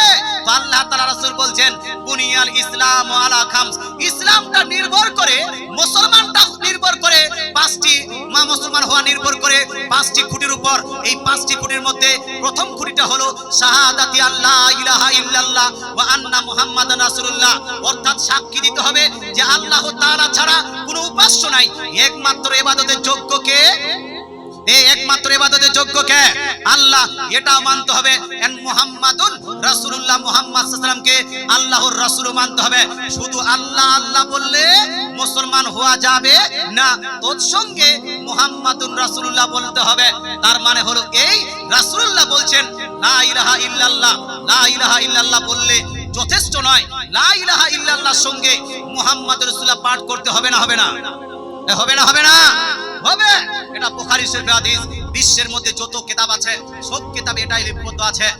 আচ্ছা বলুন তো ভাই, আবু জেহেল যদি আল্লাহকে মানে, কেউ যদি আল্লাহকে মানে আর মূর্তি পূজা করে, সে কি আমাদের মতো মুসলমান হবে? হানা বলুন না বাবা। কেউ যদি আল্লাহকে মানে এবং দুর্গা, কালী, লক্ষ্মী, সরস্বতী, বিশ্বকর্মা ইত্যাদি এদেরকে সাপোর্ট করে বা এদেরকে পূজা করে, তাহলে সে কি মুসলমান হবে? কেন হবে না? কারণ আমাদের কলেমাটা হলো লা ইলাহা ইল্লাল্লাহ। লা ইলাহা ইল্লাল্লাহর অর্থটা কি? এর অর্থ হলো একমাত্র উপাসনা, একমাত্র আরাধনা, একমাত্র ইবাদত চলবে কার? আল্লাহ। পূজা পাঠ একমাত্র চলবে কার? আল্লাহ। আল্লাহ তাআলা ছাড়া কাউকে উপাস্য হিসেবে মান্য করা যাবে না। এবার কেউ, আচ্ছা বলুন তো, আবু জেহেল হাবালকে, লাতকে, উজ্জাকে উপাস্য মানতো কি মানতো না? হানা বলুন বাবা। আবু জেহেল, আচ্ছা আবু জেহেলকে আবার হাজিও বানিয়ে দিয়েছে, বলে কাবা শরীফে গিয়ে হজ করত। মুসলমান আবু জেহেল হজ করত না, ভুল কথা। আরে হজ কাকে বলে? তওয়াফ করলে হজ হয়ে যাবে? হবে? তওয়াফ করনে সে হজ हो जाएगा? हो जाएगा? আরে হজ্জের একটা পার্টের নাম হলো তওয়াফ। তো নবীজির আগে কাফির মুশরিকরা কাবা শরীফের তওয়াফ করত, কাবা শরীফের তওয়াফ করত। তওয়াফ করা তো হজ নয়। তাওয়াফ সরক হজ, হজ নয়। হজ করতে হলে ইহরাম বাঁধতে হবে, হজ করতে হলে সাফা মারওয়ার সাই করতে হবে, হজ করতে হবে উকুফে আরফা লাগবে, উকুফে মুজদালিফা লাগবে, তাওয়াফে জিয়ারত লাগবে। সমস্ত জিনিসের সমষ্টি একসঙ্গে যে করে নিবে তাকে হজ বলা হয়। জোরে বলে সুবহানাল্লাহ। হে মুসলমান, আবু জেহেল শুধু আপনার ইয়ে করতো, ওই বলছে কাবা শরীফে চক্কর লাগাতো। কাবা শরীফে চক্কর লাগালে হাজি হয় না। উমরা যারা করতে যায় তারা উমরা করে আসে, উমরাকারীদেরকে হাজি বলা যাবে? বলুন না বাবা, আরে উমরা আলাদা, হজ আলাদা হয় না, একটাই জিনিস। হ্যাঁ বলুন। আমাদের দেশেও আছে কিছু মানুষ উমরা করে চলে আসলো আর হাজি সাহেব নিজের টাইটেল দিয়ে দিল। এ ভাই, হজ আর উমরা আলাদা জিনিস। নবীজি সাল্লাল্লাহু আলাইহি ওয়াসাল্লাম যে হজ করেছে তাকে বলা হয়েছে হাজি। তাকে কি বলেছেন রাসূলুল্লাহ? হাজি। আর যে উমরা করেছে তাকে রাসূলুল্লাহ কি নাম দিয়েছেন জানেন? নাম কেন চেঞ্জ করছেন? নাম কেন চেঞ্জ করছেন? মাস্টারকে মৌলভী বলিও না আর মৌলভীকে মাস্টার বলিও না। মুসলমান যেখানে যেখানে যেটা ফিট হবে সেখানে বলে দাও। হজ করে আসলে হাজি। আর নবী বলছেন যদি কেউ উমরা করে তাকে বলা হবে মুতামির। কি বলতে হবে? মুতামির। নাকি হযরত? হ্যাঁ, হাদিসের মধ্যে মুতামির এসেছে। তো আপনি মুতামিরকে হাজি বলছেন, এখন কঠিন নাম, নামটা কঠিন, কঠিন না? আপনারা বলুন তো কি বললাম? আচ্ছা, মুখস্থ নেই। আর ইজি নাম হাজি সাহেব, এই জন্য মুখস্থ আছে। এ ভাই, আপনাকে বলতে চাই, আপনার ওই আবু জেহেলকে মুতামির পর্যন্ত বলা যাবে না। হাজি তো দূরের কথা, হজ করতে কি বলছে চক্কর লাগালে হাজি হয়ে যায় না। তাই ভাই আপনাকে বলতে চাই, কে বলছে তাদের মতো সে হাজি হতে পারে? আবু জেহেল তাদের মতো হাজি হতে পারে, আবু জেহেল তাদের মতো মুসলমান হতে পারে, কিন্তু আবু জেহেল আমাদের মতো মুসলমান হতে পারে না। আবু জেহেল আমাদের মতো হাজি হতে পারে না। আচ্ছা, রাসূলুল্লাহ কি কোনো কিতাবে কোনো হাদিসে বলেছেন যে আবু জেহেল হাজি সাহেব চাচা? হাজি সাহেব চাচা আবু জেহেল কে বলেছেন নাকি? আরে এই ভাতিজাগুলো এই করে এরা বলছে হাজি সাহেব। আস্তাগফিরুল্লাহ, আস্তাগফিরুল্লাহ। রব্বি মিন কুল্লি জামবি ওয়া তুবলি। যখন কারো মাথায় ঘোড়ার ডিম থাকবে তখন এই রকমই ফতোয়া আসবে। কারো মাথায় যদি ঘোড়ার ডিম থাকে, ঘোড়ার ডিমের কোনো অস্তিত্ব আছে বাবা? এজন্য বলেন না বাবা, ঘোড়ার ডিমের কোনো অস্তিত্ব আছে? আছে? চোখ উঠার কোনো অস্তিত্ব আছে? এটা হানা বলেন না বাবা। চোখ উঠার কোনো অস্তিত্ব নাই, ঘোড়ার ডিমের কোনো অস্তিত্ব নাই। তোদের আহলে হাদিস ওয়াহাবিদের ফতোয়ার সঙ্গে কোরআন এবং হাদিসের কোনো সম্পর্ক নাই। যেই রকম ঘোড়ার ডিমের কোনো অস্তিত্ব নাই, যেই রকম আপনার চোখ উঠার কোনো অস্তিত্ব নাই, তদ্রূপ মমতাজ বেগম, মমতাজুল ইসলাম আর এই ব্যক্তির ফতোয়ার সঙ্গে ইসলামের কোনো সম্পর্ক থাকতে পারে না। কোরআন এবং হাদিসের কোনো সম্পর্ক থাকতে পারে না। খবরদার, হুঁশিয়ার। বলতে চাই মুসলমান, এইটা কালিয়াচক। এখানে পীর পন্থীরা বেশি বাস করে কি করে না? করে কি করে না? মুসলমান মরার পরে যারা পীরের বিপক্ষে যায়, সঠিক পীরের বিপক্ষে যায়, যারা আল্লাহর ওলির বিপক্ষে যায়, তাদেরকে আল্লাহ তাআলা জাহান্নামে নিক্ষেপ করবেন। করবেন কি করবেন না? করবেন।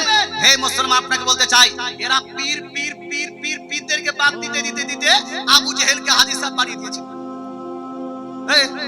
আবু জেহেলকে মুসলমান বানিয়ে হাজি সাহেব বানিয়ে দিয়েছে। কোন দিন যে বলবে শেখ আবু জেহেল, শেখ আবু জেহেল বলে দিবে। মুসলমান, আল্লাহ তাআলা আমাদেরকে বুঝার তৌফিক দান করুক, আমল করার তৌফিক দান করুক। বলেন আমিন। জোরে বলেন আমিন। একবার দরুদ শরীফ পড়ি। আল্লাহুম্মা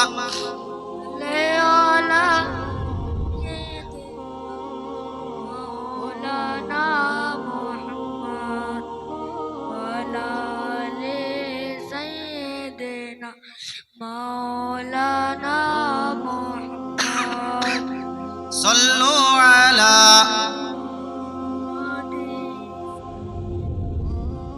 মুহাম্মদ হরদম সবা। আরে অনেক বক্তা আছে, এখন এখানে জোশ ঠান্ডা হয়ে গেল, বলতে থাকেন হরদম সবা শাফিআনা মুহাম্মদ আল্লাহুম্মা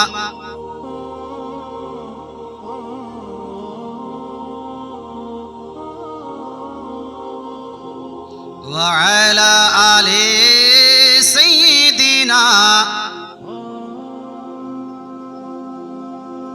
সাল্লাল্লাহু তাআলা আলাইহি ওয়া আলিহি ওয়াসাল্লাম। এবার যেটা যে জিনিসটা নিয়ে আমি স্টার্ট করেছিলাম ওই জায়গায় চলে আসেন। মুসলমান, আমি বললাম কেউ যদি পীরের পূজা করে, কেউ যদি কবর পূজা করে, কেউ যদি আপনার মাজার পূজা করে, এটা জায়েজ হবে না। কারণ আমরা একমাত্র ইবাদত করি কার? পূজা পাঠ করি কার? আল্লাহ তাআলার ইবাদত আল্লাহ তাআলা চলবে। পীর পূজা, মাজার পূজা, এটা কি জায়েজ না শিরক? এজন্য না শিরক হয় কিনা বাপ? এটা শিরক। আমরা ফতোয়া দিচ্ছি এটা হলো শিরক। কিন্তু বাপ আমরা তো এই কাজের সঙ্গে জড়িত এই কাজের সঙ্গে নয়। কোন কাজের সাথে তাহলে জড়িত? আমরা মাজার জিয়ারতের সঙ্গে জড়িত। ধরে বলে না বাপ, কার সঙ্গে? মাজার জিয়ারতের সঙ্গে জড়িত, কবর জিয়ারতের সঙ্গে জড়িত, পীর সত্তার সঙ্গে জড়িত। এবার প্রশ্ন হলো মাজার জিয়ারত, কবর জিয়ারত চলবে কি চলবে না? একটু জোরে বলেন না। এই চলবে কি চলবে না? মাজার পূজা, কবর পূজা চলবে না। কবর জিয়ারত, মাজার জিয়ারত চলবে? চলবে। মুসলমান, কবর জিয়ারত, মাজার জিয়ারত চলবে।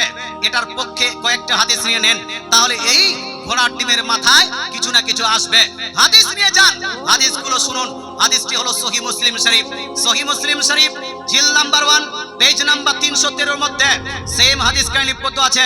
সুনানে নাসাই জিল নাম্বার 1 পেজ নাম্বার 221 এর মধ্যে সেম হাদিস লিপিবদ্ধ আছে।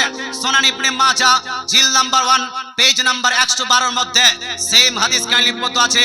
মিশকাত শরীফ জিল নাম্বার 1 পেজ নাম্বার 154 এর মধ্যে সেম হাদিস লিপিবদ্ধ আছে। সেম হাদিস লিপিবদ্ধ আছে সুনান তিরমিজি জিল নাম্বার 1 চ্যাপ্টার নেম বাবু মা জা ফি রুখসাতি ফি জিয়ারাতিল কুবুরের মধ্যে আল্লাহর রাসূল সাল্লাল্লাহু তাআলা আলাইহি ওয়াসাল্লাম ইরশাদ করেন, জুরুল কুবুরা, জুরুল কুবুরা ফা ইন্নাহা তুযাক্কিরুকুমুল আখিরা। দয়ার নবী মানবী ইরশাদ করেন, ওহে আমার উম্মত উম্মতিরা, তোমরা, নবীজি বলছেন উম্মত উম্মতিদেরকে, হে উম্মত উম্মতিরা, তোমরা কবর এবং মাজার জিয়ারত করো। জোরে বলেন সুবহানাল্লাহ। এটা জোরে সুবহানাল্লাহ বলতে হবে। আল্লাহ তাআলা রাসূল সাল্লাল্লাহু আলাইহি ওয়াসাল্লাম বলছেন তোমরা কবর জিয়ারত করো, মাজার জিয়ারত করো। নবীজি সাল্লাল্লাহু আলাইহি ওয়াসাল্লাম কবর জিয়ারত করতে বলেছেন কি বলেননি? ঢানা বলেন না বাপ, বলেছেন কি বলেননি? নবীজি মাজার জিয়ারত করতে বলেছেন কি বলেননি? মুসলমান, যেটা নবীজি করতে বলেছেন সেটা আমরা করি কি করি না? করি। মুসলমান, আচ্ছা কবর জিয়ারতের, মাজার জিয়ারতের পারমিশন বর্তমান মাস্টার দিতে চায় না, ডাক্তার দিতে চায় না, শিক্ষিত মানুষ দিতে চায় না। কিছু ভণ্ড বক্তা আছে, কোন কিছু গাঁজাখোর বক্তা আছে, যারা শরাব না পান করে মদখোর, এইরকম কিছু বক্তা আছে, মোটকা মৌলভী। এরা বলে কবর জিয়ারত, মাজার জিয়ারত করার কোনো পারমিশন নাই, কোনো অনুমতি নাই। কিন্তু রাসূলুল্লাহর প্যারা স্ত্রী হযরতে আয়েশা সিদ্দিকা রাদিয়াল্লাহু তাআলা আনহা তিনি বলছেন হাদিসটি লিপিবদ্ধ আছে সুনান ইবনে মাজাহ জিল নাম্বার 1 পেজ নাম্বার 112 এর মধ্যে আয়েশা সিদ্দিকা রাদিয়াল্লাহু তাআলা আনহা বলছেন, রাখাসা রাসূলুল্লাহ সাল্লাল্লাহু তাআলা আলাইহি ওয়াসাল্লাম যুওয়ারাতিল কুবুর। রাখাসা রাসূলুল্লাহ সাল্লাল্লাহু তাআলা আলাইহি ওয়াসাল্লাম ফি জিয়ারাতিল কুবুর। আয়েশা সিদ্দিকা রাদিয়াল্লাহু তাআলা আনহা বলছেন নবীজি সাল্লাল্লাহু আলাইহি ওয়াসাল্লাম কবর জিয়ারত, মাজার জিয়ারতের অনুমতি প্রদান করেছেন। জোরে বলেন সুবহানাল্লাহ। নবীজি, আমার নবী, আপনার নবী কবর জিয়ারতের, মাজার জিয়ারতের অনুমতি দিয়েছেন। নবীজি যদি অনুমতি দেন, পারমিশন দেন, আর আপনি আর আমি যদি নিষেধ করি, তাহলে কোনটা মানবো? নবীরটা না আপনার আমারটা? কোনটা? নবীজি যেই জিনিসের পারমিশন দিয়েছেন, জিয়ারতের পারমিশন নবী দিয়েছেন। এবার কোন ডাক্তার, মাস্টার, নায়ক, খলনায়ক যদি নিষেধ করে, আর ওই ডাক্তার, মাস্টার, নায়ক, খলনায়ক, মৌলভী, মুন্সিকে আপনি যদি সাপোর্ট করেন, তাহলে বলুন তো ভাই, আপনি ওই ডাক্তারের অন্ধভক্ত হবেন না? হবেন না? হবেন না? রাসূলুল্লাহকে বাদ দিয়ে কোন ডক্টরকে মান্য করা যাবে না। রাসূলুল্লাহকে বাদ দিয়ে কোন মৌলভীকে মান্য করা যাবে না। রাসূলের বিপক্ষে যদি কোন পীর পর্যন্ত যায়, পীর যদি যায় রাসূলের বিপক্ষে, তাহলে সেই পীরকে মান্য করা যাবে না। রাসূলের বিপক্ষে কোন যদি মুফতি যায়, কোন মুহাদ্দিস যায়, ওই মুফতি মুহাদ্দিসকে আমরা মানি না। রাসূলের বিপক্ষে কোনো যদি শেখ যায়, কোনো বক্তা যায়, ওই শেখ এবং বক্তাকে আমরা মানি না। মুসলমান কিন্তু রাসূলের বিপক্ষে অনেকগুলো বক্তা বলছে কবর জিয়ারত, মাজার জিয়ারত নিষিদ্ধ করছে। আপনাদের মধ্যে এমএ পাস, বিএ পাস আর মাস্টার পাস এরা করে কি, যেটা ওরাই ঠিক বলছে, আমাদের সুন্নিরা একটু বাড়াবাড়ি করে, সুন্নিদের জ্ঞান একটু কম, সুন্নিদের মৌলবীরা কিছু বুঝে না, জানে না, এরা শিক্ষিত নয়। মুসলমান আপনি যদি কম্পারিজন করেন পৃথিবীর সমস্ত মৌলবীদেরকে এক জায়গায়, রাসূল বলেছেন 73টি ফিরকা হবে, সাতাফতারিকু উম্মতি আলা 73 ফিরকা, মাই উম্মাহ will be divided into 73 groups। আমার নবী ইরশাদ করেন আমার উম্মতি 73টি ফিরকায় বিভক্ত হবে। 73টির মধ্যে everyone will enter in the hellfire of Almighty Allah। আল্লাহ রাসূল বলছেন প্রত্যেকটা যাবে জাহান্নামে, একটা যাবে কোথায়? একটা জান্নাতে। ওই প্রত্যেকটা যাবে জান্নাতে, জাহান্নামে একটা যাবে জান্নাতে। টোটাল মিলিয়ে 73টি ফিরকার মধ্যে একটা হয় আহলে সুন্নাতুল জামাত। আহলে সুন্নাতুল জামাতটা কতটা মজবুত, এই 72 ফিরকা মৌলবী, মাস্টার, ডাক্তার, নায়ক, খলনায়ককে একদিকে যদি করেন 72 ফিরকার মৌলবী মাস্টারদেরকে একদিকে, আর বলেন যে দলিল দাও, আর সুন্নিদের একাই যদি একদিকে করেন, যতগুলো 72 মিলে দলিল দিতে পারবে না, তার থেকে বেশি একাই সুন্নিরা দলিল দিতে পারবে। জোরে বলেন সুবহানাল্লাহ, সুবহানাল্লাহ, এই জোরে সুবহানাল্লাহ। সুবহানাল্লাহ। পীর মানা যাবে না, এর পক্ষে একটাও দলিল নেই। যাবে নার পক্ষে একটাও দলিল আছে? ও ঘোড়ার ডিমের মিসাল দিয়েছে, চোখ উঠার মিসাল দিয়েছে, তো চোখ উঠার মিসাল আর ঘোড়ার ডিমটা কি দলিল? এই বলুন না বাবা। যারা ইহুদির দালালি করে তাদের কাছে দলিল হতে পারে, কিন্তু একজন মুসলমানের কাছে ঘোড়ার ডিম কোনোদিনে দলিল হতে পারে না। কিন্তু ওটাতে সুবহানাল্লাহ, আরে 30,000 টাকা নিয়ে নেবে, কি ভুল বললাম নাকি?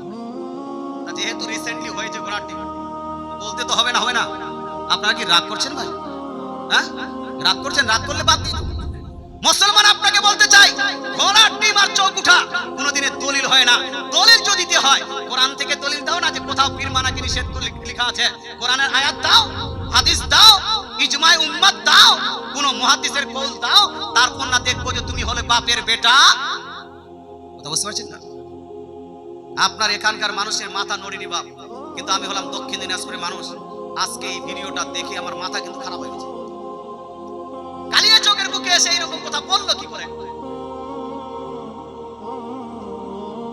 আল্লাহ তাআলা আমাদেরকে বুঝার তৌফিক দান করুক, আমল করার তৌফিক দান করুক, বলেন আমিন। খবরদার, হুঁশিয়ার। আমি যেটা বলছিলাম, সুন্নিদের কাছে দলিলই আছে, সুন্নিদের কাছে দালালি, আমরা দালালি করি না, বরং আমি রাসূলুল্লাহর হাদিস দিই, আল্লাহ তাআলার কোরআনের আয়াত দিই এবং রাসূলুল্লাহর হাদিস দিয়ে আলোচনা করি, দলিল দিয়ে আলোচনা করি। তারপরে মানলে ভালো, না মানলে আপনার হিসাব আপনি দিবেন, আর আমার হিসাব আপনি দিবেন নাকি? আমার হিসাব আমি দিব। মরার পরে আপনার হিসাব আমি দিতে যাব না, আমার হিসাব আপনি দিতে যাবে না। তাই মরার আগে শুধরে যান, মরার পরে শুধরে গিয়ে কোনো লাভ হবে না। এই জন্য তো আলা হযরত আসিফুল বরকত মুজাদ্দিদ দ্বীন ও মিল্লাত আলাইহি রাদি ইসমানি ইরশাদ করেন, আজ লে উনকি বানা, আজ মদদ মাंग उनसे फिर ना मानेंगे কিয়ামত মে अगर मान गया। যদি মানতে হয় তাহলে আজকেই মানতে হবে, মরার পরে মেনে কোনো লাভ হবে না। আল্লাহ তাআলা বুঝার তৌফিক দান করুক, আমল করার তৌফিক দান করুক। তো কবর জিয়ারতের প্রমাণ আছে কি নাই? আছে। এখন আপনি বলবেন, হুজুর এই যে আপনারা অনেকগুলো লোককে নিয়ে আমরা যে উরুস করছি, বক্তৃতা করছি, তারপরে মাজার জিয়ারত করলাম, এইটা কি জায়েজ হাদিসে আছে? তো হাদিস পড়ো ভাই, হাদিস পড়ো। হাদিস লিপিবদ্ধ আছে কোথায়? বিশ্বের মধ্যে সর্বশ্রেষ্ঠ হাদিসের কিতাবের নাম কি বললাম আমি? এই বলুন না বাবা, সবথেকে বড় গ্রহণযোগ্য হাদিসের কিতাব কোনটা? বুখারী শরীফ। এই বুখারী শরীফের মধ্যে জিল নাম্বার 2 এর মধ্যে ইন্টারন্যাশনাল রেফারেন্স অনুযায়ী হাদিস নাম্বার হলো 4042। কত নাম্বার হাদিস বললাম? 4042, অর্থাৎ 4042 নাম্বার হাদিস। আর এই হাদিসটা বুখারী শরীফে আরো কয়েক জায়গায় লিপিবদ্ধ আছে। যদি বুখারী শরীফের মধ্যে কয়েক জায়গায় হাদিসটা থাকে, তো হাদিসটা জাল হবে না সহিহ হবে? এই সহিহ হাদিস আছে কিনা? সহিহ হাদিসের মধ্যে উকবা বিন আমির রাদিয়াল্লাহু তাআলা আনহু বলছেন, নবীজির প্রসঙ্গে রাসূলুল্লাহ সাল্লাল্লাহু তাআলা আলাইহি ওয়াসাল্লাম আলা কাতলা উহুদ বাদা 8 সিনিন কাল মুআদ্দি লিল আহইয়াই ওয়াল আমওয়াত। অর্থাৎ দয়ার নবী মায়ার নবী উহুদের ময়দানে একটি যুদ্ধ সংগঠিত হয়েছিল। সেই যুদ্ধটির নাম হলো উহুদ যুদ্ধ। কোন যুদ্ধ? উহুদ যুদ্ধ। এই উহুদ যুদ্ধে 70 জন সাহাবায়ে কেরাম শাহাদাত বরণ করেছিলেন। কতজন? 70 জন সাহাবায়ে কেরাম শাহাদাত বরণ করেছেন। আর ওই 70 জন সাহাবায়ে কেরামের আপনার মাজার এখনো ওই উহুদ প্রান্তরে আছে। আমার নবী, আপনার নবী, দয়ার নবী মায়ার নবী সাহাবাদেরকে নিয়ে মদিনা থেকে সফর করে উহুদ পাহাড়ের পাশে এসে ওই উহুদ পাহাড়ের কাছে দাঁড়িয়ে ওই আপনার উহুদ পাহাড়ের পাশে যে সাহাবায়ে কেরামের মাজার আছে, সেই মাজারগুলোতে সাহাবায়ে কেরামকে নিয়ে জিয়ারত করলেন। জোরে বলেন সুবহানাল্লাহ। কি করলেন ভাই? জিয়ারত করলেন, তাদের জন্য দুআয়ে খায়র করলেন। জোরে বলেন সুবহানাল্লাহ। নবীজি জিয়ারত করলেন, দুআয়ে খায়র করলেন। দুআয়ে খায়র করার পরে সুম্মা তালাআ আলাল মিম্বারে, অতঃপর নবীজি সাল্লাল্লাহু আলাইহি ওয়াসাল্লাম স্টেজে আরোহণ করলেন। জোরে বলেন না সুবহানাল্লাহ। মিম্বার বলা হয় আরবিকে, এটাকে মিম্বার বলা হয় কেন? ইহাদের বলে না মিম্বারে রাসূল বলি কি বলি না? নবীজির স্টেজ, আর এটাকে ইংলিশে বলা হয় স্টেজ, বাংলাতে বলা হয় মঞ্চ, আরবিকে বলা হয় মিম্বার। বক্তৃতা করা যেই জায়গাটা তাকে বলা হয় মিম্বার। এই জন্য তো মসজিদে যেখানে দাঁড়িয়ে মৌলভী সাহেব খুতবা দেয়, খুতবা মানে হলো বক্তৃতা, খুতবা হলো আরবিক ওয়ার্ড, এর বাংলাটা হলো বক্তৃতা। যেখানে দাঁড়িয়ে মৌলভী সাহেব খুতবা দেয় সেই জায়গাকে আমরা মিম্বার বলি কি বলি না? বলি। বক্তৃতা প্রদান করার জন্য যেই জায়গাকে নির্দিষ্ট করা হয় তাকে বলা হয় মিম্বার। এই হাদিসের মধ্যে আছে নবী ওই সাহাবায়ে কেরামের মাজার জিয়ারত করার পরে, তাদের জন্য দুআয়ে খায়র করার পরে সুম্মা তালাআ আলাল মিম্বারে, নবীজি সাল্লাল্লাহু আলাইহি ওয়াসাল্লাম মিম্বার শরীফে স্টেজে আরোহণ করলেন। মঞ্চে আরোহণ করার পরে বক্তৃতা দিতে শুরু করলেন। বক্তৃতা দিতে শুরু করে নবীজি প্রথম বাক্য ব্যবহার করছেন, ইন্নী বাইনা আইদিকুম ফারতুম, ও আমার সাহাবায়ে কেরাম শুনো, আমি তোমাদের পূর্বে ইন্তেকাল করব। জোরে বলেন সুবহানাল্লাহ। ওয়া আনা আলাইকুম শাহীদুন, ইন্তেকাল তো করব, কিন্তু কাল কিয়ামতের মাঠে উত্তপ্ত ময়দানে কঠিন আযাবে দিনে আমি তোমাদের জন্য সবারই জন্য সাক্ষী হব। কি হব? সাক্ষী হব। এইরকম করে নবীজি দলিল দিন বক্তৃতা করতে লাগলেন। এই হাদিসটাকে একটু অ্যানালাইসিস করেন বাপ। হাদিসটা তো কি, হাদিস একটু বুঝতে হয়। হাদিস কি করতে বাপ? হাদিসকে বুঝতে হয়। এই যে সরাসরি কোনো জিনিসে আপনি পাবেন না, একটু বুঝেন। এই হাদিসের মধ্যে নবীজি সাহাবায়ে কেরামকে নিয়ে মদিনা শরীফ থেকে উহুদ পাহাড়ের পাশে আসলেন। ওখানে এসে ইসালে সওয়াব করলেন, দুআয়ে খায়র করলেন, তারপরে কবর জিয়ারত করলেন। ওনাদের জন্য খায়রে দোয়া করার পরে বক্তৃতা দিতে চালু করলেন। বলেন তো এই কাজগুলোকে উরুস বলা হয় কি হয় না? ভালো বলেন বাবা, এটাকে উরুস বলা হয় না? উরুস কাকে বলা হয়? এইগুলো কাজকে তো উরুস বলা হয়। তার মানে রাসূলুল্লাহ করেছেন। এবার আপনি জিজ্ঞেস করতে পারেন, হুজুর উরুস তো প্রতি বছর করা হয়, আপনি তো এক বছরের কথা উল্লেখ করলেন। আমি বললাম ভাই, নবীজি সাল্লাল্লাহু আলাইহি ওয়াসাল্লামের এক বছরের কথা এই হাদিসে উল্লেখ আছে, কিন্তু নবীজি শুধু এক বছর এই কাজটা করেননি, বরং প্রত্যেক বছরেই নবীজি এই কাজটি করতেন। জোরে বলেন সুবহানাল্লাহ। জোরে বলেন না সুবহানাল্লাহ। বুখারী শরীফের ওস্তাদ, তার ওস্তাদ ইমাম আব্দুর রাজ্জাক, বুখারী শরীফ থেকে দেখালাম এটা, ইমাম বুখারী শরীফের ওস্তাদের ওস্তাদ ইমাম আব্দুর রাজ্জাক, দাদা ওস্তাদ, তিনার কিতাবের মধ্যে মুসান্নাফ আব্দুর রাজ্জাকের মধ্যে লিপিবদ্ধ করছেন, কানা রাসূলুল্লাহ সাল্লাল্লাহু তাআলা আলাইহি ওয়াসাল্লাম ইয়াতি কুবুরা শুহাদায়ে বিউহুদ আলা রাসি কুল্লি হাউল। অর্থাৎ দয়ার নবী মায়ার নবী সাহাবায়ে কেরামকে নিয়ে প্রত্যেক বছর ওই যে উহুদ পাহাড়ে যে সাহাবায়ে কেরামের মাজার আছে, সেই মাজারে নবীজি সাল্লাল্লাহু আলাইহি ওয়াসাল্লাম প্রত্যেক বছরই যেতেন। জোরে বলেন সুবহানাল্লাহ। কি করতেন? প্রত্যেক বছর যেতেন। এক বছর শুধু নয়, প্রত্যেক বছর যেতেন। ওয়া আবি বকরিন ওয়া উমর, নবীজির ইন্তেকালের পরে আবু বকর সিদ্দিকও আপনার সাহাবী সঙ্গী সাথীদেরকে নিয়ে ওই উহুদ পাহাড়ে প্রত্যেক বছরে যেতেন। আবু বকর সিদ্দিকের ইন্তেকালের পরে উমরে ফারুক রাদিয়াল্লাহু তাআলা আনহু আপনার লোকজনদেরকে নিয়ে প্রত্যেক বছর ওই উহুদ পাহাড়ে যে সাহাবায়ে কেরামের মাজার আছে তাদের জিয়ারত, তাদের জন্য দুআয়ে খায়র, আর ওখানে গিয়ে বক্তৃতা করতেন। মুসলমান তাহলে বোঝা গেল নবীর সুন্নাত হলো উরুস করা, সাহাবীর সুন্নাত হলো উরুস করা, আবু বকর সুন্নাত হলো উরুস করা, তারপরে আপনার উসমানে গানি এই উমরে ফারুকের সুন্নাত হলো উরুস করা। তাই আহলে সুন্নাতুল জামাতের কাজ হলো কি বলছেন? আহলে সুন্নাত ওয়াল জামাতের কাজ কি? উরুস করা। এটা বলতে কি সমস্যা হচ্ছে আপনার? তবে ভাই আপনাদের বলতে চাই, বলুন তো উরুস করতে গিয়ে কেউ যদি নাচানাচি করে চলবে? চলবে? চলবে না।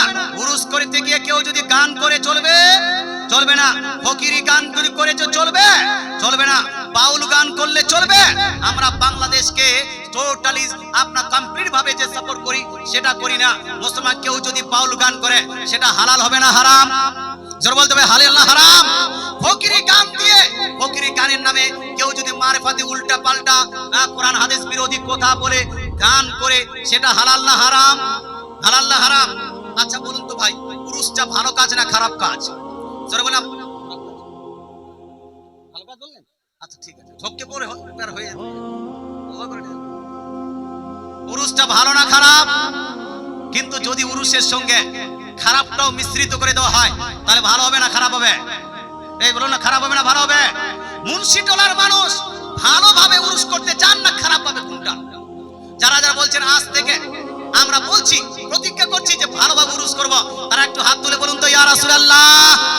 ভালোভাবে যদি উরুস করতে হয় তাহলে বলুন তো এই উরুসে বাজার চলবে না চলবে না? জোরে বলতে হবে চলবে না চলবে না? উরুসে মুনিহারি দোকান চলবে না চলবে না? উরুসে মেয়েদের ভিড় চলবে না চলবে না? উরুসে ছেলে মেয়েদের মিংলিং আপনার গ্যাদারিং চলবে না চলবে না? তো চালাচ্ছে কে? আকাশের ফেরেশতারা চালাচ্ছে? জমিনের কি জিনরা চালাচ্ছে? আপনার পানির মাছরা চালাচ্ছে? না এই মুন্সিটোলার লোকগুলোই চালাচ্ছে? কারা চালাচ্ছে? এই জোরে বলুন না বাবা। বলতে চাই মুসলমান উরুস করেন ভালো, no problem, this is permissible for you, আপনার জন্য সেটা পারমিসিবল। কিন্তু উরুসের নামে যেই বাজারটা লাগিয়েছেন এই বাজার আপনার চলবে? চলবে না। দুনিয়ার মধ্যে সবথেকে উত্তম জায়গা কোনটা বলুন তো? এই উত্তম জায়গা কোনটা বলতে পারছেন? হ্যাঁ, নামাজ পড়তে যান না নাকি আপনারা? পৃথিবীর মধ্যে সবথেকে উত্তম জায়গা, most valuable and loving to the almighty Allah place, আল্লাহ তাআলার কাছে সবথেকে প্রিয়, সবথেকে ভ্যালুয়েবল, সবথেকে মর্যাদাশীল জায়গা কোনটা? তো সহিহ মুসলিমের হাদিস, আল্লাহ তাআলা রাসূল ইরশাদ করেন, আহাব্বুল বিলাদ ইলাল্লাহি মাসাজিদুহা ওয়া আবকাসুল বিলাদ ইলাল্লাহি আসওয়াকুহা। পৃথিবীর মধ্যে আল্লাহ তাআলার কাছে সবথেকে প্রিয় জায়গার নাম হলো পৃথিবীর মসজিদ সমূহ। জোরে বলেন সুবহানাল্লাহ। আর পৃথিবীর মধ্যে সবথেকে নিকৃষ্ট জায়গা কোনটা? জোরে বলতে হবে সবথেকে নিকৃষ্ট জায়গা কোনটা? বাজার। আল্লাহর রাসূল বলেছেন পৃথিবীর সবথেকে নিকৃষ্ট জায়গা হলো বাজার। সবথেকে নিকৃষ্ট জায়গা বাজার মানে কি? বাজারটা খুব ভালো?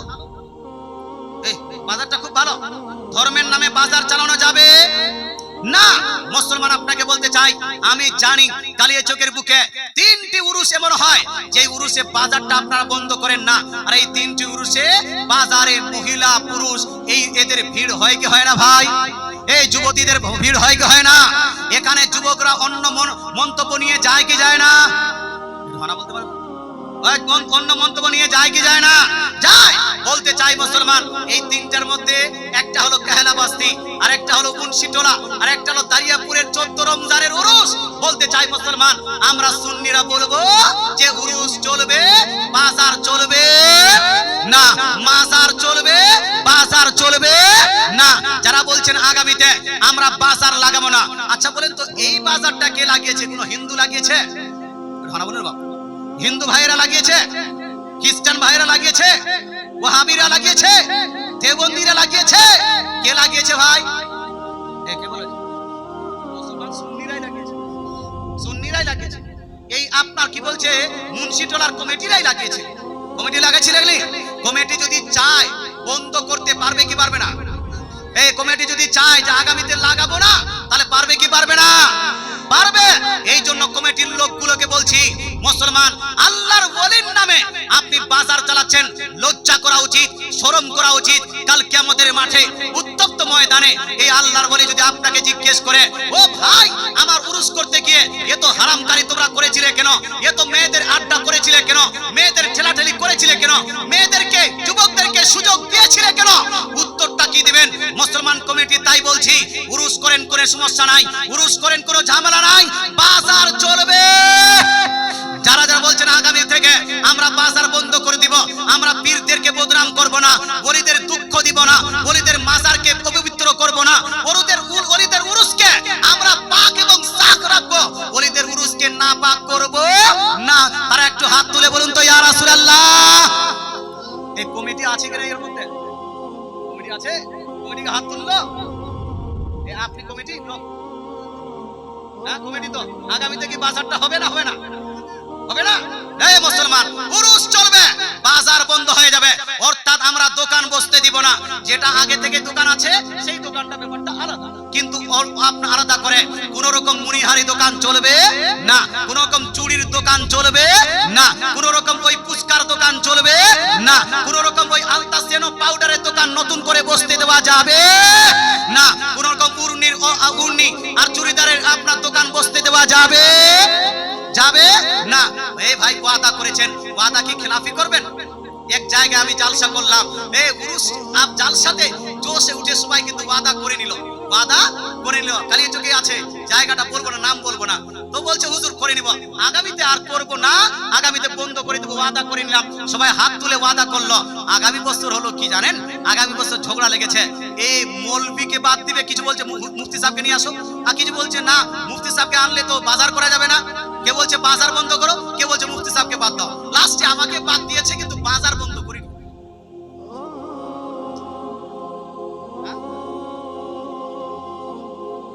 কমিটি যদি চায় বাজার বন্ধ করতে, কারো বাপের বেটার ক্ষমতা আছে? চালু করার ক্ষমতা আছে? বলতে চাই মুসলমান, কিন্তু মুন্সি টলার উপর আমার ভরসা আছে, এখানকার লোকের উপর ভরসা আছে, কারণ ওয়াদা খেলাফি করা যাবে না। আল্লাহ তাআলা রাসূল ইরশাদ করেছেন, বুখারী শরীফে হাদিস, বুখারী শরীফের মধ্যে ইরশাদ করেন, আয়াতুল মুনাফিকি সালাসা, মুনাফিকের আলামত হলো তিনটি। মুনাফিকের আলামত কয়টা? আমরা মুনাফিক না মুসলমান? এজন্য বলেন না বাপ, আমরা মুনাফিক না মুসলমান? আমরা হলাম মুসলমান, আমরা মুনাফিক নয়। নবীজি বলছেন মুনাফিকের আলামত হলো তিনটি। এক, ইজা হাদাসা কাযাবা, যখন কথা বলবে মিথ্যা বলবে, তার মানে হলো মুসলমান মিথ্যা বলবে, মুসলমান মিথ্যা বলবে না। ইদা ওয়াদা আখলাফা, যখন ওয়াদা করবে ওয়াদা খিলাফি করবে, তার মানে হলো এই মুসলমান ওয়াদা খিলাফি করবে না। পিওর যদি মুসলমান হন, পিওর যদি সুন্নি হন, পিওর যদি ওলি প্রেমিক হন, পিওর যদি মুফতি আব্দুল গাফুর রাহমাতুল্লাহ আলাইহি যদি আশিক দিওয়ানা হয়ে থাকেন, তাহলে ওয়াদা খিলাফি চলবে না।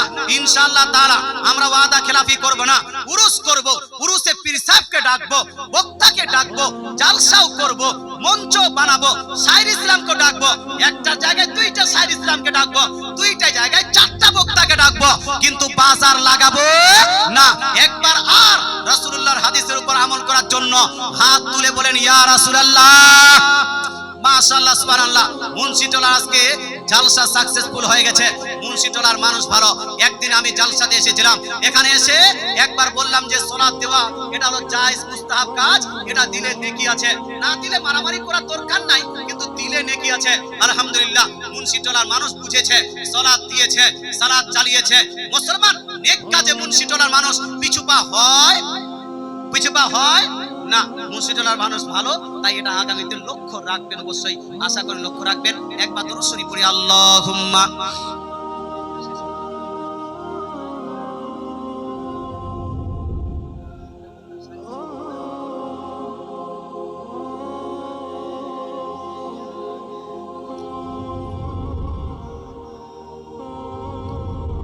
সাল্লাল্লাহু তাআলা আলাইহি ওয়াসাল্লাম যতগুলো চ্যাপ্টার আমাকে দিয়েছিল, তোর মধ্যে অধিকাংশ চ্যাপ্টার নিয়ে আলোচনা হয়ে গেছে, একটা চ্যাপ্টার থেকে গেছে। আমরা নামাজ পড়ি কি পড়ি না ভাই? জোরে বলেন না, পড়ি কি পড়ি না? কেউ বলছে হুজুর, কেউ বলছে হুজুর পড়ি তো, কিন্তু খালি ওই ঈদের পড়ি, ঈদ আর বাকরায়। কেউ বলছে হুজুর খালি জুম্মা পড়ছি, 5 ওয়াক্তের নামাজ পড়ে না। আর যারা 5 ওয়াক্তের নামাজ পড়তে যাচ্ছে মসজিদে, এরা মসজিদে গিয়ে খালি ঝামেলা করছে। কেউ বলছে নাবের নিচে হাত বাঁধো, কেউ বলছে বুকের উপর হাত বাঁধো। এতগুলো বাড়ির মধ্যে 20-25টা লোক নামাজ পড়তে যায়, আর তার মধ্যে আবার এই গ্রামের কথা বলছি না আমি, তার মধ্যে আবার কেউ বলছে ইমামের পিছনে সূরা ফাতিহা পাঠ করা যাবে, আবার কেউ বলছে ফাতিহা পাঠ করা যাবে না। কেউ বলছে নাবির নিচে হাত বাঁধো, কেউ বলছে বুকের উপরে হাত বাঁধো, কেউ বলছে আমিন জোরে বলো, কেউ বলছে আমিন আস্তে বলো, কেউ বলছে দোয়া করা যাবে, আবার কেউ বলছে দোয়া করা যাবে না। ঝামেলা আছে কি নাই? আছে কি নাই? তোর মধ্যে একটা ঝামেলা বিশেষ উল্লেখযোগ্য, সেটা হলো আমরা নামাজ যখন শুরু করব, নামাজ শুরু করার সময় হাত তুলবো কত দূর পর্যন্ত? তো হাত তোলার প্রসঙ্গে দুইখানা হাদিস, সহিহ হাদিসের কিতাব সহিহ মুসলিম শরীফ জিল নাম্বার 1 হাদিস নাম্বার 890, 891, 892 এর মধ্যে লিপিবদ্ধ আছে। আন মালিক ইবনে হুয়াইরিস, মালিক ইবনে হুয়াইরিস রাদিয়াল্লাহু তাআলা থেকে বর্ণিত হাদিস, আন্না রাসূলুল্লাহ সাল্লাল্লাহু তাআলা আলাইহি ওয়াসাল্লাম কানা ইদা কাব্বারা, রাসূলুল্লাহ সাল্লাল্লাহু আলাইহি ওয়াসাল্লাম যখন তাকবীর দিতেন, রাফাআ ইয়াদাইহি, দুই হাতকে উত্তোলন করতেন, হাত্তা ইউহাদিয়া বিহিমা উসুনাইহি, ইবেন আল্লাহ তাআলা রাসূল হাত উঠাতে উঠাতে উঠাতে উসুনাইহি, দুই কান বরাবর হাত উত্তোলন করতেন। জোরে বলেন সুবহানাল্লাহ। কত দূর পর্যন্ত ভাই? কান বরাবর হাত উত্তোলন করতেন। দ্বিতীয় নাম্বার হাদিসে সহিহ মুসলিমে আছে, হাত্তা ইউহাজিয়া বিহিমা ফুরুআ উসনাইহি, এটাকে বলা হয় ফুরু, এটাকে বলা হয় কানের লতি। নবীজি সাল্লাল্লাহু আলাইহি ওয়াসাল্লাম কানের লতি বরাবর হাত তুলে তারপরে যেন তাকবীর দিতেন, মুসলমানদের তাকবীর দিলেন, আল্লাহ তাআলা রাসূল এই হাত কান পর্যন্ত উঠান। আচ্ছা, নবী যখন কান পর্যন্ত হাত তুলেছেন, আপনি আমি কোথা পর্যন্ত হাত তুলবো? কান না নিচে? কান পর্যন্ত। এই জন্য কান পর্যন্ত হাত তুললাম। হাত তুলে আল্লাহু আকবার বলে হাতকে নিচে নামাচ্ছেন, নামাচ্ছেন, নামাচ্ছেন। এবার কি করবো? হাত ছেড়ে দিব না হাত বাঁধবো? হাত বাঁধবো না, হাত বাঁধবো না, বাঁধবো। মুসলমান বাঁধবো কি করে? উঠান শরীফ জিল নাম্বার 1 হাদিস নাম্বার 253 এর মধ্যে